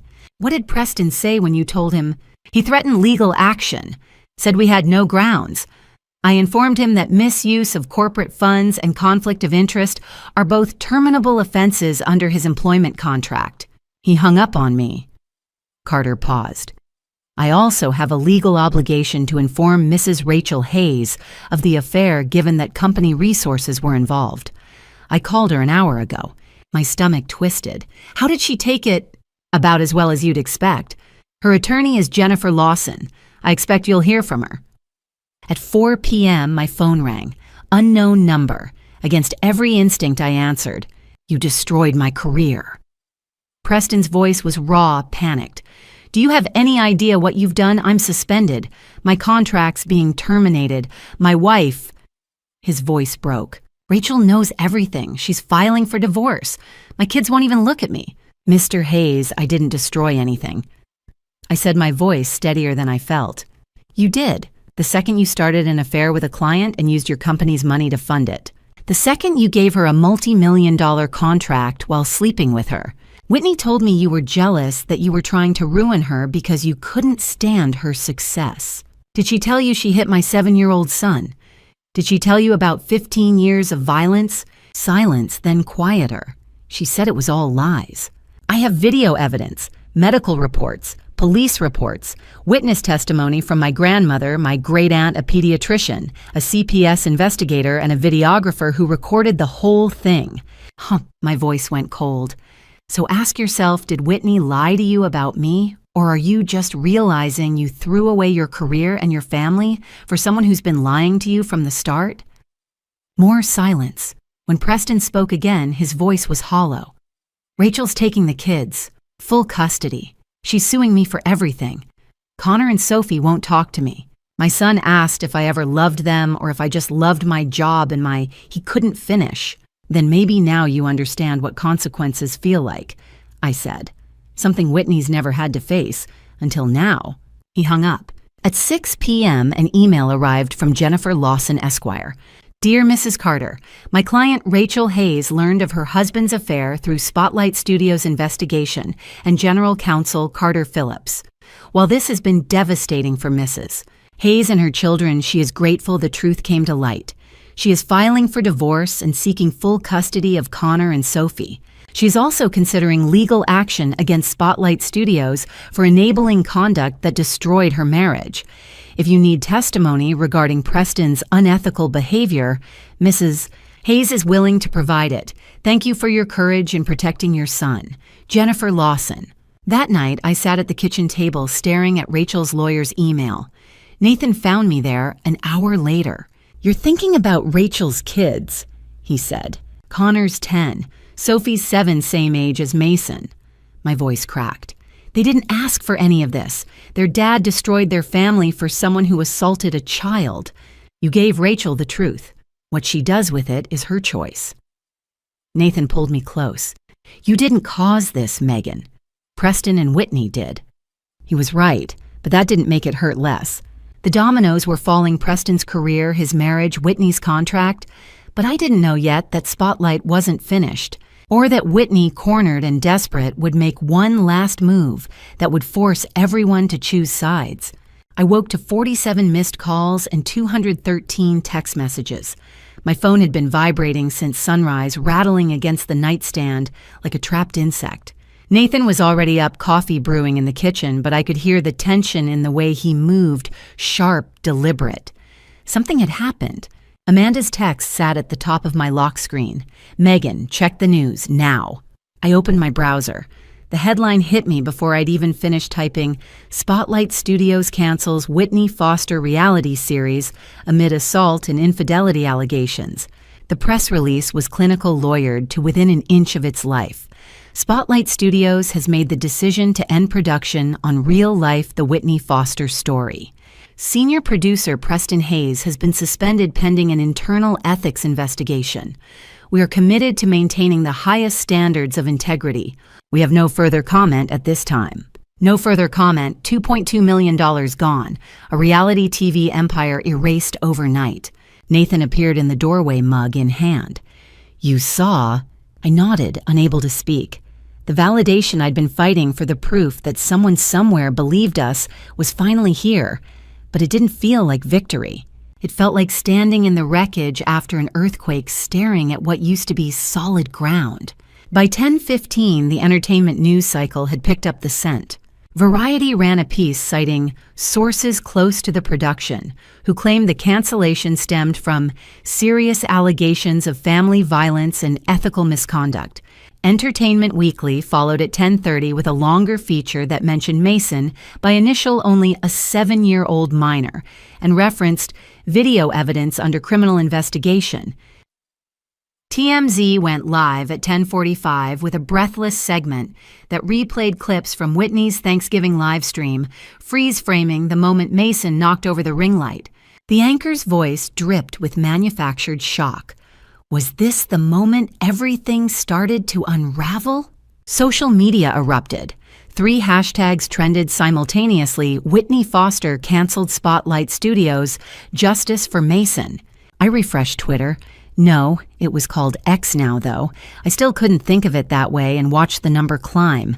By noon, Whitney had lost 150,000 followers. The comments on her last post, a smiling selfie from 3 days ago, had turned vicious. We believed you. How could you hit a child? Where's the video? Show us the truth. At 12:30, Whitney posted an Instagram story. It was a shaky video of her face, mascara-streaked voice breaking. I don't even know what to say right now. My heart is broken. I would never hurt a child, ever. I can't believe people are saying these things about me. The comments came fast. Then explain the video. Liar. Justice for Mason. By 2 o'clock, the story was gone. Deleted. Amanda called at 2:15. Megan, are you okay? This is everywhere. I wasn't sure how to answer. I think so. Her followers are tanking. She's lost another 20,000 since lunch. I should have felt something relief, maybe, or vindication, but all I felt was numb. The machinery of public opinion was grinding Whitney into dust, and I'd set it in motion. I'd had to, but that didn't make it feel clean. By 4 o'clock, the financial damage was becoming clear. Angela called with the numbers. Whitney's Spotlight contract, $2.2 million, was voided. The upfront payment, $250,000, would have to be repaid. Her sponsorship deals worth roughly $185,000 a year were being terminated one by one. FabFitFun released a statement distancing themselves from individuals under investigation for violence. HelloFresh followed. Sephora quietly scrubbed her affiliate links. By the end of the day, her follower count had dropped to 320,000. Preston Hayes fared worse, fired without severance. Rachel's divorce filing went public, citing infidelity and breach of trust. Industry insiders were already whispering that he'd been blacklisted. No studio would touch him now, not after the ethics violations Angela had documented. At 4:30, my phone rang. Angela's name flashed on the screen. Megan, heads up, Justin Bradford just called me. Justin Bradford, Whitney's attorney. I'd heard his name in Task 10 during the library showdown with my parents. What does he want? Settlement. He's proposing Whitney issue a public apology, complete an anger management course, and cover Mason's therapy costs $15,000. In exchange, you sign an NDA and agree not to pursue criminal charges. I felt Nathan's hand on my shoulder. He'd been listening. No, I said. Megan. No, she doesn't get to buy her way out, not this time. Angela paused. Understood. I'll let him know. The line went dead. The next morning, December 17th, I woke to an email from my father. The subject line read, "We're ready to do what's right." I opened it with shaking hands. Megan, your mother, and I have spent the past week talking. We know we can't undo the past 15 years. We know we enabled Whitney's behavior, and we know we failed you and Mason. We're prepared to testify. We'll share our financial records, the settlements, the payments, everything. We'll do whatever it takes to support you and protect Mason. We chose wrong for a long time. We're choosing right now, Dad. I read it twice. Nathan read it over my shoulder. What do you think? I asked. I think your parents just drew a line in the sand, he said, and they're standing on your side of it. I closed my laptop. The media storm was still raging outside, but inside our house, something had shifted. The people who should have protected Mason from the beginning were finally stepping up. But as I scrolled through the news one last time, I noticed something that made my stomach tighten. Whitney hadn't posted anything in 24 hours. No statement, no defense, no tears. Just silence. And that, I realized, was more terrifying than anything she'd said. Angela's office was quiet at 9 in the morning, the kind of quiet that settles over a space right before something shifts. Nathan and I sat across from her desk, hands clasped together like we were bracing for impact. Angela spread a stack of documents in front of us: police reports, medical records, Kyle's affidavit, screenshots of Whitney's deleted Instagram story from December 16th. We're filing for a temporary protective order today, she said. TPO. It'll go into effect immediately if the judge grants it, and it'll stay in place until we can schedule a full hearing for a permanent order. I nodded, throat tight. What does it cover? Everything.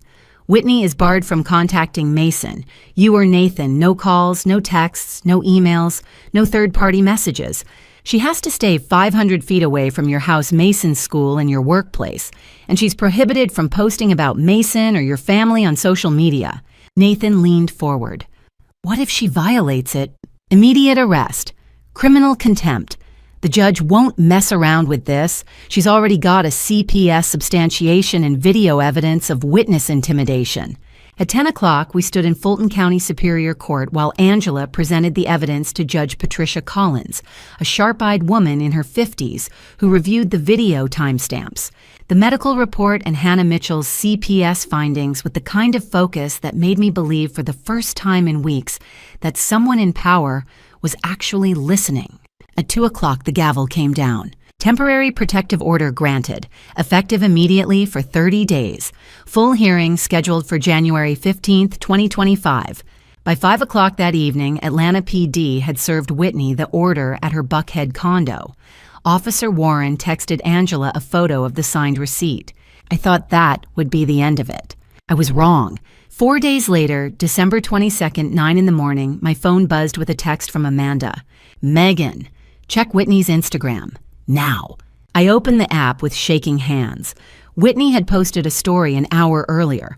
No mention of Mason by name, she was too smart for that, but the implications were crystal clear. Some people will do anything for attention. They'll even use their own kids as pawns. I'm the real victim here. The truth will come out. Stay strong. False accusations. Amanda had already screenshotted it. I forwarded it to Angela.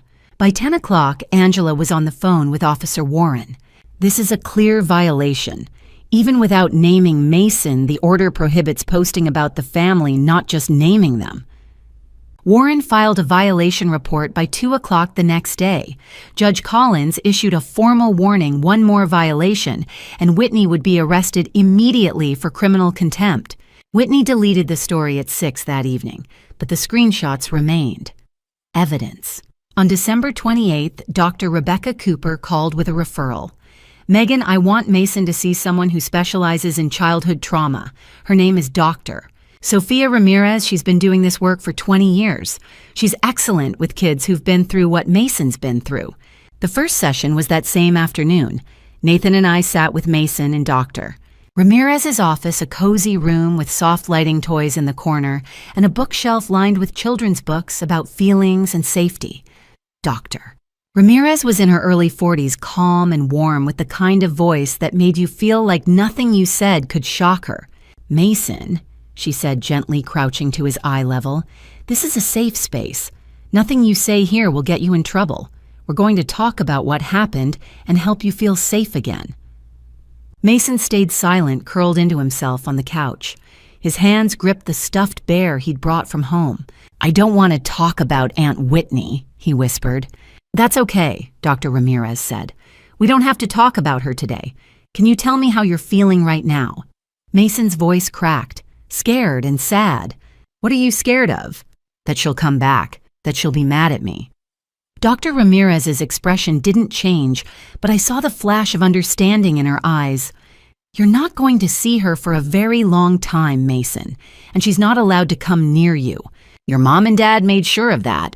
Over the next 3 weeks, Mason attended 4 sessions. Each one peeled back another layer. Session 2. January 4th.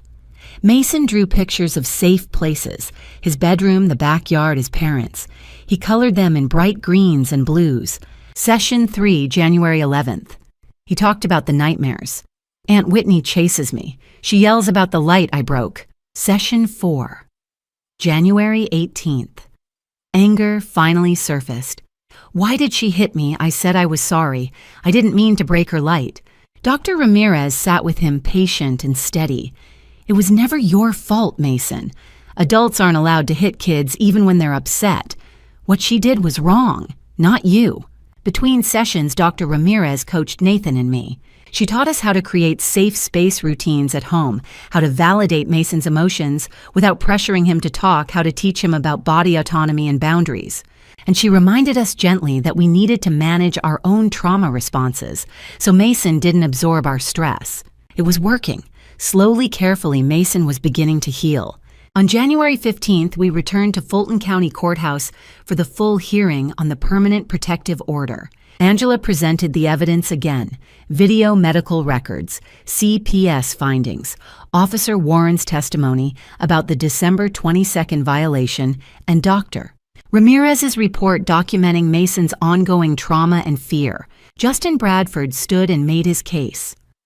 Your Honor, my client acknowledges that an incident occurred, but she maintains it was accidental.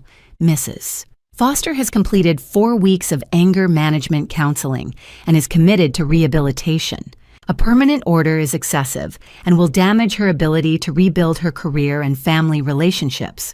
Judge Collins didn't blink. I've reviewed the evidence. The video is clear and disturbing. The child's testimony and the medical evidence are consistent. Ms. Foster's violation of the temporary order demonstrates a lack of respect for this court and for the child's safety. She looked directly at Whitney. I am granting a permanent protective order for a term of 5 years expiring January 15th, 2030. The terms were ironclad: no contact with Mason, Megan, or Nathan, no phone, text, email, social media, or third-party communication, no posting about the family online, 500-foot distance from our home Mason school and my workplace. Violation equals immediate arrest and criminal contempt. Whitney stood trembling. Your Honor, that's my family. I love my nephew. I made a mistake. Judge Collins cut her off. Ms. Foster, you've had multiple opportunities to take responsibility. You chose manipulation, deception, and violation of a court order.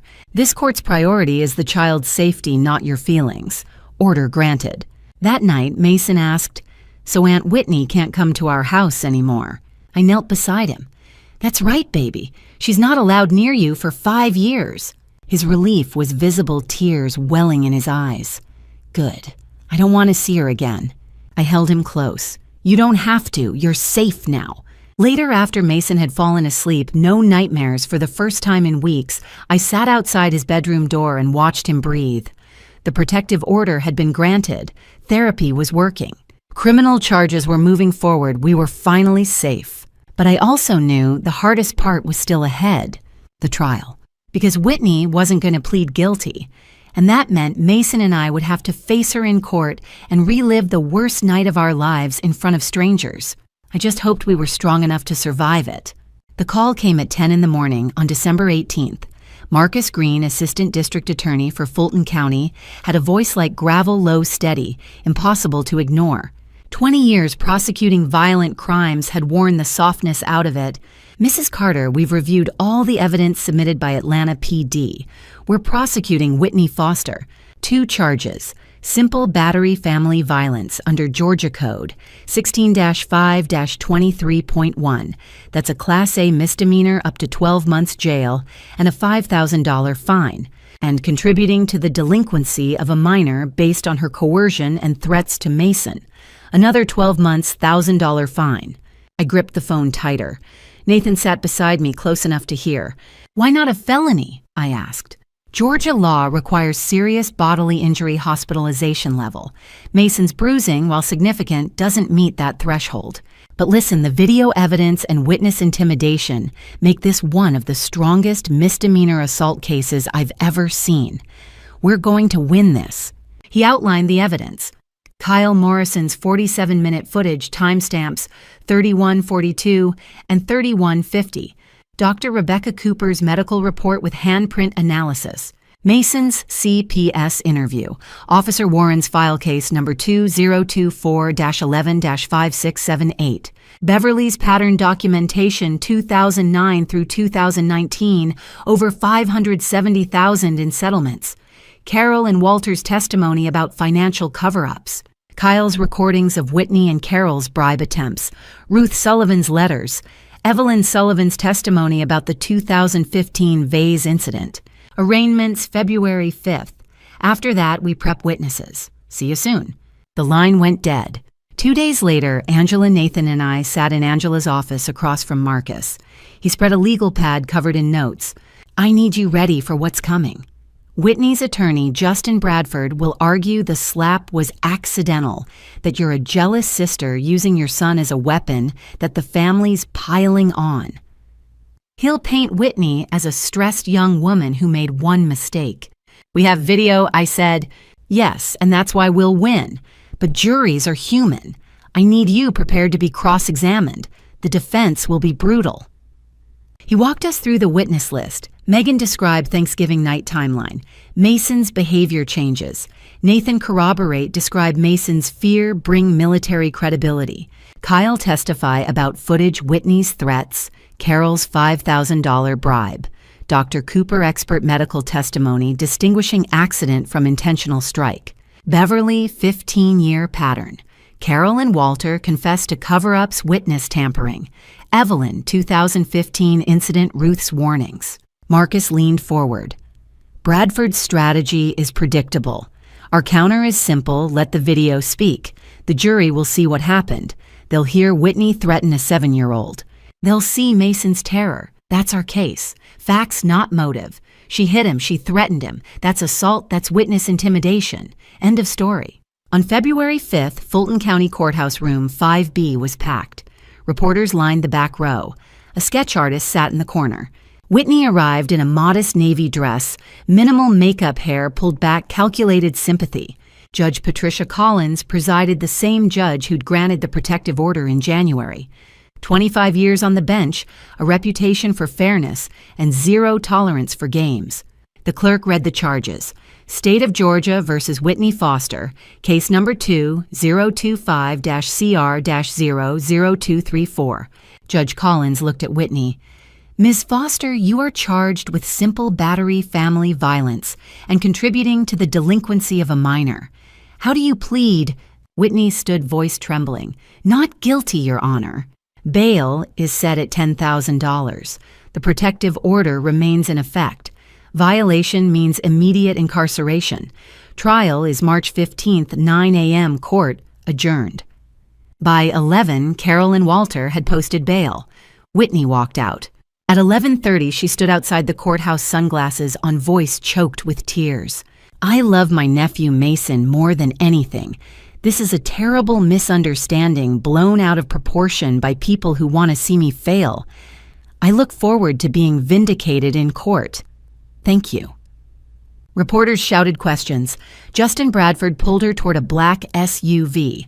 No further comment. That night, I watched the coverage. Whitney's statement played on loop. She's still lying, I said to Nathan. Even with all the evidence, the video, she can't admit what she did. That's why we're going to trial. She doesn't control the story anymore. The jury will decide. 5 days later, Justin Bradford called Angela at 4 p.m. Ms. Monroe, let's be realistic. A trial traumatizes the child further. Every time he testifies, he relives it. Is that what your client wants? His offer, Whitney enters a no-contest plea to count 1 assault only. Drop count 2.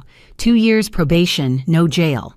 100 hours community service, 26-week anger management, $20,000 in restitution, written public apology.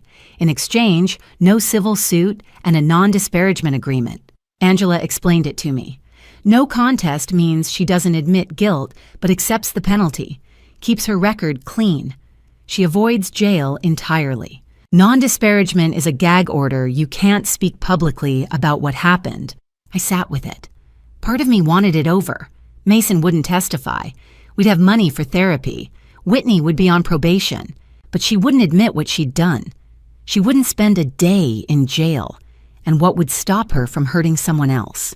I thought about Mason, Ruth's letters, Beverly's documents, all the victims silenced with money and NDAs. No, I told Angela. I want a trial. I want the jury to see that video and hear the truth. Whitney spent her life avoiding accountability because people were too scared or too bought to hold her responsible. Mason deserves better. All her victims deserve better. No deal. Are you sure Mason will have to testify? I'm sure. We'll prepare him. We'll protect him. But he needs to know telling the truth matters. That standing up to bullies, even family, matters. Angela called Justin back.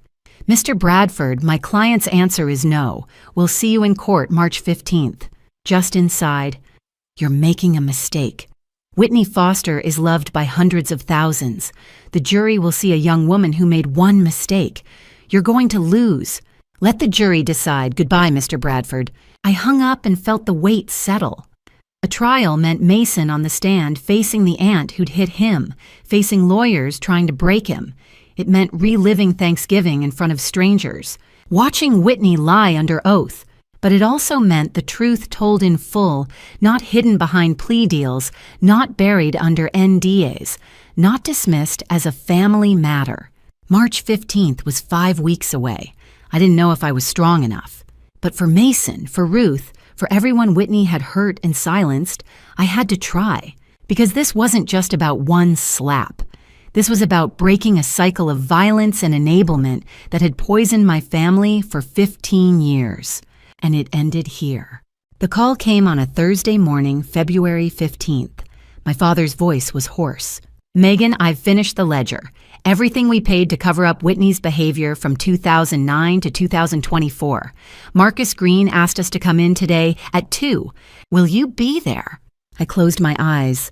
Yes, we'll be there. At 2 o'clock, we sat in the Fulton County District Attorney's conference room. Marcus Green, Angela Monroe, a court stenographer, and my parents who looked 10 years older than they had at Thanksgiving. Walter slid a thick binder across the table. Financial accountability ledger. His hands shook as he began. "This is every payment my wife Carol and I made to cover up incidents of violence committed by Whitney Foster from 2009 to 2024. The ledger was brutal in its precision. 2009, Emily Thompson pushed downstairs, $15,000 plus NDA. 2010, Ms. Patricia Dunn smashed laptop, $2,400. 2013, Jake Martinez assault with iPhone, $25,000 plus NDA. 2015, Evelyn Sullivan shattered vase, $1,200 check refused.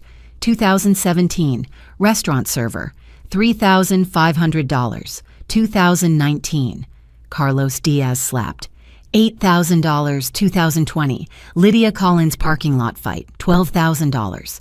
2021, Tanya Rodriguez destroyed makeup kit, $4,200. 2022, Marcus Johnson gym incident, $6,500. 2023, Brittany Moore phone thrown, $9,800. 2019 to 2024, monthly support to Whitney, $570,000, $9,500 per month for 60 months. Total, $657,600 over 15 years. Walter's voice cracked. We used money to silence victims, pressure witnesses, and avoid legal consequences for Whitney's behavior. We told ourselves we were protecting our family, but we were really protecting Whitney at the expense of innocent people. We enabled her to believe violence had no consequences as long as we wrote big enough checks. Marcus leaned forward.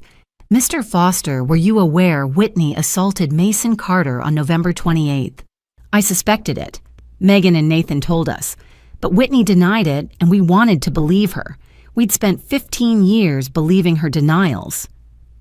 After December 6th, when you learned video evidence existed, did you attempt to suppress it? Walter paused. Carol and I discussed trying to contact Kyle Morrison to offer money to delete the footage. But we didn't have his information, and by then the video was already with Megan and the police. We never reached out, but the intent was there. We wanted it gone. A week later, Carol gave her deposition. She looked fragile, hands trembling. Marcus asked her to describe Thanksgiving night. I heard a sound like a slap, sharp, unmistakable. I saw Mason crying, holding his face. There was a red mark, and Whitney was standing right next to him. What did Whitney say happened? She said Mason ran into the light stand, that he'd hurt himself. Did you believe her? Carol closed her eyes. I wanted to. Did you see the handprint on Mason's face? She broke. Yes, I saw it, and I knew it wasn't from metal. But I told Megan she was overreacting. I called her paranoid. Because if I admitted Whitney had hit Mason, I'd have to admit I'd failed every other victim before him. 6 days later, Carol and Walter asked to meet with Nathan and me privately. We met in Angela's conference room. Carol's voice was raw. Megan, I don't expect you to forgive me, but I need you to know I'm sorry. I'm sorry for choosing Whitney over you again and again your entire life. I'm sorry for not protecting Mason. I'm sorry for calling you paranoid when you were telling the truth. I stayed silent. Finally, I said quietly, why did you do it? Because I was afraid. Whitney was always difficult, impulsive, unpredictable. I kept thinking if I could just keep her calm, she'd change. But she didn't. She got worse. And every time she did something, I threw money at it. I told myself, this is the last time. And every time, I taught her that violence works. Walter spoke next. Megan, I'm sorry for not standing up. I'm sorry for writing those checks instead of getting Whitney real help. I've spent 2 months in therapy trying to understand how I became this person. The truth is, I'm a coward. I was more afraid of Whitney's anger of losing her than I was committed to doing the right thing. I was silent for a long time. I appreciate that you're finally telling the truth, that you're testifying, and that you're in therapy. But it doesn't change what happened. It doesn't erase 15 years. You'll testify at trial. And after that, I don't know if we'll ever have a relationship again. Carol nodded. We understand. We'll wait. As long as it takes. But if you want to see Mason again years from now, you'll have to earn it. Not from me, from Mason himself. And that's going to take years, maybe decades. As we left, Nathan turned to them. You're Mason's grandparents. He used to love you. You should have been his safe place when Whitney hurt him. Instead, you made him feel like he was the problem. If you want any chance of being in his life again, you'll have to prove you've changed. So you'd better prepare to wait. 3 days later, we met with Marcus Green. Your parents' testimony is devastating to Whitney's defense. It establishes a clear pattern of violence over 15 years, evidence of financial cover-ups and enablement.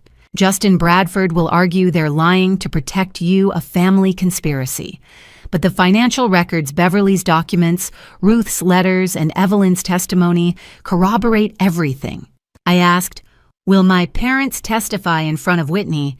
Yes, and she'll have to sit there and listen to her own parents admit what they did. Whitney has never had to face the full weight of the truth. She's always been shielded, not this time. When we left Marcus's office that day, I felt vindicated and endlessly sad.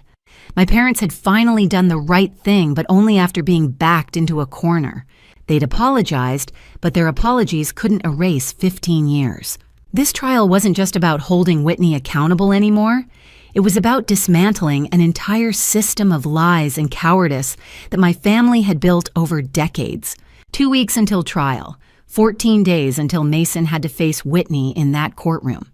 I just hoped all of us were strong enough to survive what was coming. March 15th arrived like a held breath, finally released. I stood on the steps of Fulton County Superior Court at 8:30 in the morning, Nathan's hand in mine, watching reporters set up cameras outside room 5B. Mason was upstairs in the witness waiting room with Angela coloring. He wouldn't testify. Marcus had decided the video was strong enough, but we'd brought him so he could see justice happen. At 9 o'clock, sharp Judge Carolyn Martinez took the bench a woman in her mid-50s with silver hair and a reputation for running a tight courtroom.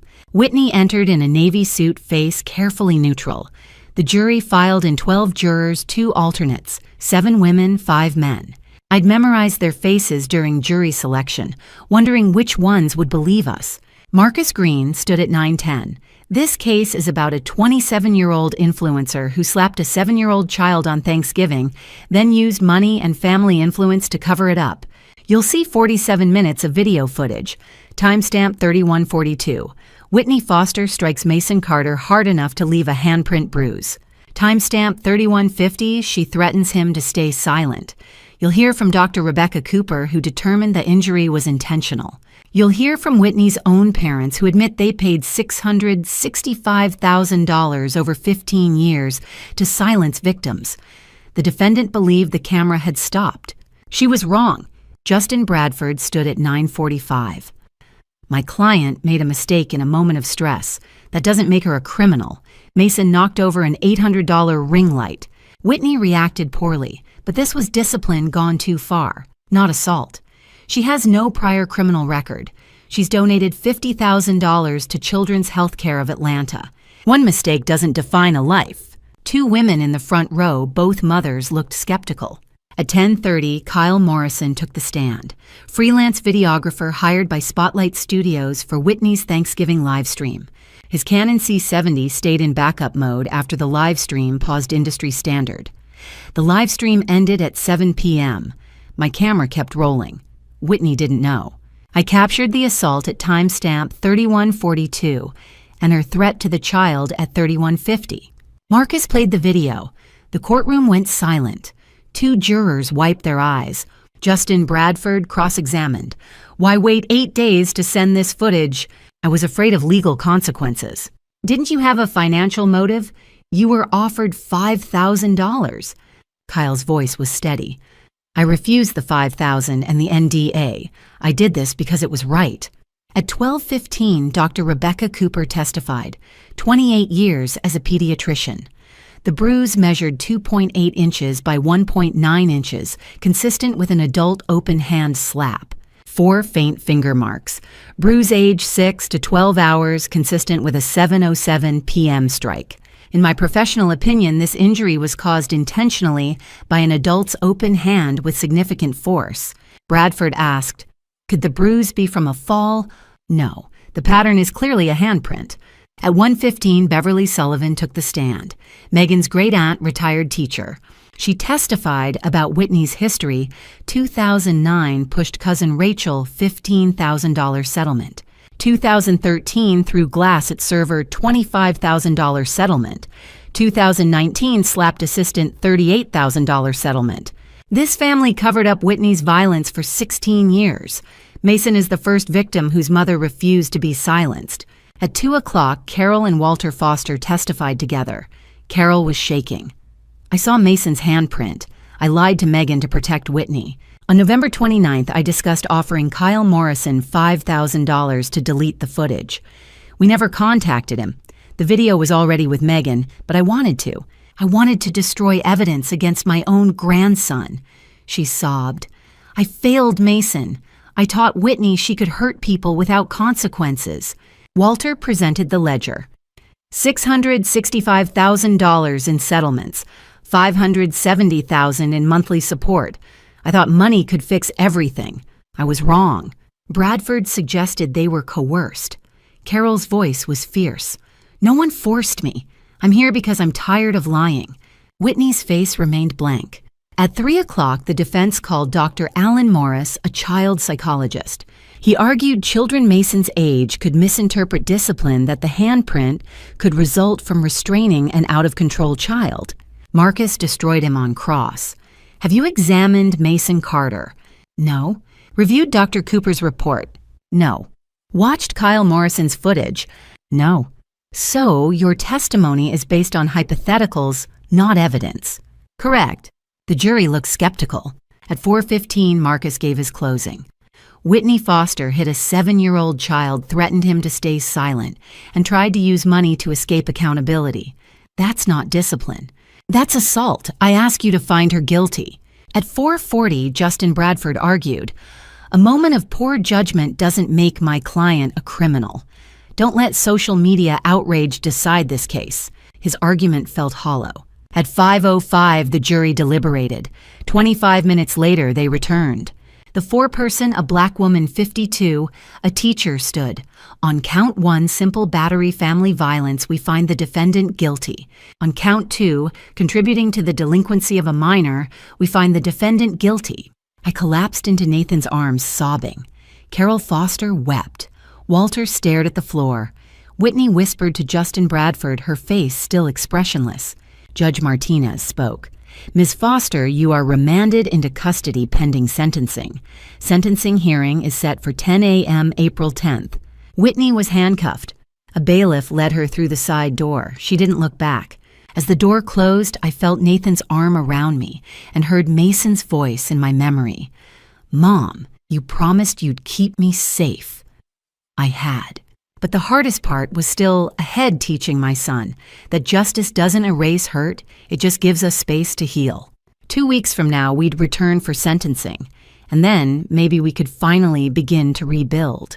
April 10th arrived cold and clear. I stood on the courthouse steps at 9:30, Nathan beside me, watching reporters set up cameras. Today was sentencing. At 10 o'clock, Judge Martinez called the courtroom to order. Whitney sat at the defense table in an orange jumpsuit, hands folded, face carefully blank. Marcus Green called me to the stand for my victim impact statement. Whitney Foster didn't just slap my son. She taught him that adults who smile on camera can hurt you when no one's watching. She taught him that family means silence. It took 4 months for him to trust me again. He has nightmares 3 to 4 times a week. He's afraid of loud voices. He regressed bedwetting at 7 years old. I'm asking for the maximum sentence because Mason needs to know the justice system values his safety. Nathan spoke next. In the military, we're taught about accountability. Whitney Foster has never been held accountable for 16 years of violence. That ends today. Dr. Rebecca Cooper testified about impact. In 2024, Fulton County received over 15,000 child abuse reports. Only 12% led to prosecution. This sentence sends a message wealth and influence don't place anyone above the law. Justin Bradford presented mitigation. 12 character letters. My client has no prior criminal record. She's donated $50,000 to Children's Healthcare of Atlanta. I ask for probation, community service, and anger management. Whitney read a prepared statement, eyes never meeting mine. I deeply regret my actions on Thanksgiving. I let stress cloud my judgment. I'm committed to therapy and making amends. I ask the court for mercy. Her voice sounded rehearsed. The gallery looked unimpressed. At 11:30, Judge Martinez delivered her ruling. The video evidence leaves no doubt. Ms. Foster struck a child, threatened him, and attempted to bribe a witness. The pattern from 2009 shows lack of accountability. Carol and Walter Foster, your financial cover-ups, taught your daughter that consequences can be bought. Mrs. Foster, you used your platform to project perfection while hiding violence. Your fame does not exempt you from the law. She paused. On count 1, simple battery, family violence, 12 months in jail, the maximum. On count 2, 6 months concurrent. Total 12 months. 6 months must be served. 6 months suspended if you comply. 2 years supervised probation after release. 52-week anger management. No contact with Mason Carter, Megan Carter, Nathan Carter, or any minor under 12 without supervision. No posting about this case on social media violation revokes suspension. $50,000 restitution to Mason Carter for therapy. 200 hours community service. Mandatory counseling twice per month for 2 years. Fine $6,000 total. No bail pending appeal. Remanded immediately. Whitney was handcuffed. A bailiff led her away. I collapsed into Nathan's arms, sobbing with relief. By 1 p.m., Spotlight Studios had terminated Whitney's $2.2 million contract. By April 12th, her Instagram had lost 350,000 followers. Hashtag Whitney Foster sentenced trended #1 with 2.4 million tweets. On April 15th, Dr. Sophia Ramirez, a child trauma specialist with 20 years' experience, began weekly sessions with Mason. She used play therapy, art therapy, and EMDR. On April 30th, Mason drew a picture of Thanksgiving and labeled Whitney the angry lady, the first time he'd verbalized the event without prompting. By May 15th, his nightmares had dropped to once a week. On June 1st, he asked, "Mom, did Whitney go to jail because I told the truth?" I knelt beside him. "No, baby. She went to jail because she hurt you. You didn't do anything wrong." On June 15th, he laughed during therapy. Sophia noted significant improvement. Ms. Jennifer Lee Mason's second-grade teacher reported on May 1st that his grades were improving and he'd made 3 new friends. On May 20th, he volunteered for show and tell the first time since November and brought a photo of Nathan in uniform. "My dad's a hero and my mom is brave." On April 15th, Carol and Walter entered family therapy with Dr. Angela Hayes.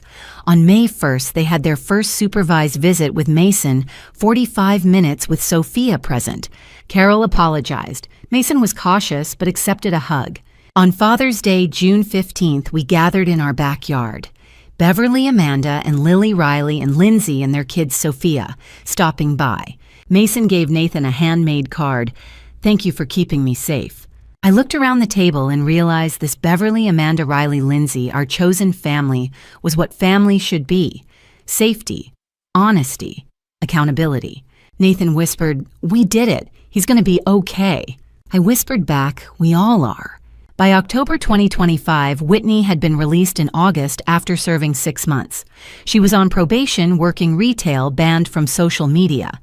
Carol and Walter had completed 6 months of family therapy limited contact with Whitney, per their therapist's advice.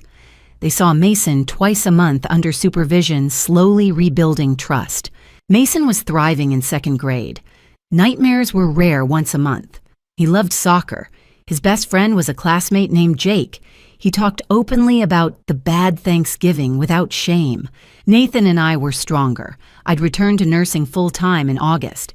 Nathan had been promoted to senior intelligence analyst. We were considering a second child. I watched Mason score a goal at soccer practice. He ran to the sideline and hugged me. I thought he's not defined by what happened to him. He's defined by how we fought to get justice. I used to think breaking the cycle meant cutting ties. Now I know it means teaching the next generation that truth, accountability, and safety aren't options, they're the foundation. Mason will grow up knowing his voice matters. That's the only ending that counts. Whitney Foster thought she could silence us. She was wrong. We won. And to those listening to this story, remember this betrayal in a family leaves scars that the courts can never fully heal, but silence will make them permanent. I went through hell so you can avoid it. Don't be like me. Don't wait until your child's face is bruised before acting. I ignored the warning signs for years because I wanted to believe that blood ties equated to loyalty. That hesitation nearly cost my son everything. Family revenge isn't about hatred. It's about protecting the innocent when the system fails and relatives tolerate abuse. God gave us instinct for a reason. I should have trusted my instincts sooner. Here's what I've learned. Family betrayal wounds the deepest because we are trained to forgive unconditionally. My parents spent hundreds of thousands of dollars over 15 years burying my sister's violence, teaching her that accountability didn't apply to her. When you pursue justice against family members, people will call you a vengeful enemy. They'll say you're seeking revenge against the family instead of reconciliation. Let them say it. God sees the truth even when others deny it, and protecting a child is never wrong. The hardest lesson: family betrayal isn't always overtly cruel. Sometimes it's masked by excuses like, she's having a hard time, or let's keep this private. Those excuses allow monsters to run rampant. I chose family revenge through legal channels because doing nothing would teach my child his pain didn't matter. God gave us the strength to overcome that challenge, and I would do it again if given the chance. If this story resonates with you, please share it. Perhaps someone in your life needs permission to act. Subscribe to stay updated on meaningful stories. Comment below, have you ever faced similar choices? Your voice can help others. Thank you for staying until the end. This story contains family themes. The purpose of the story is to raise awareness and educate.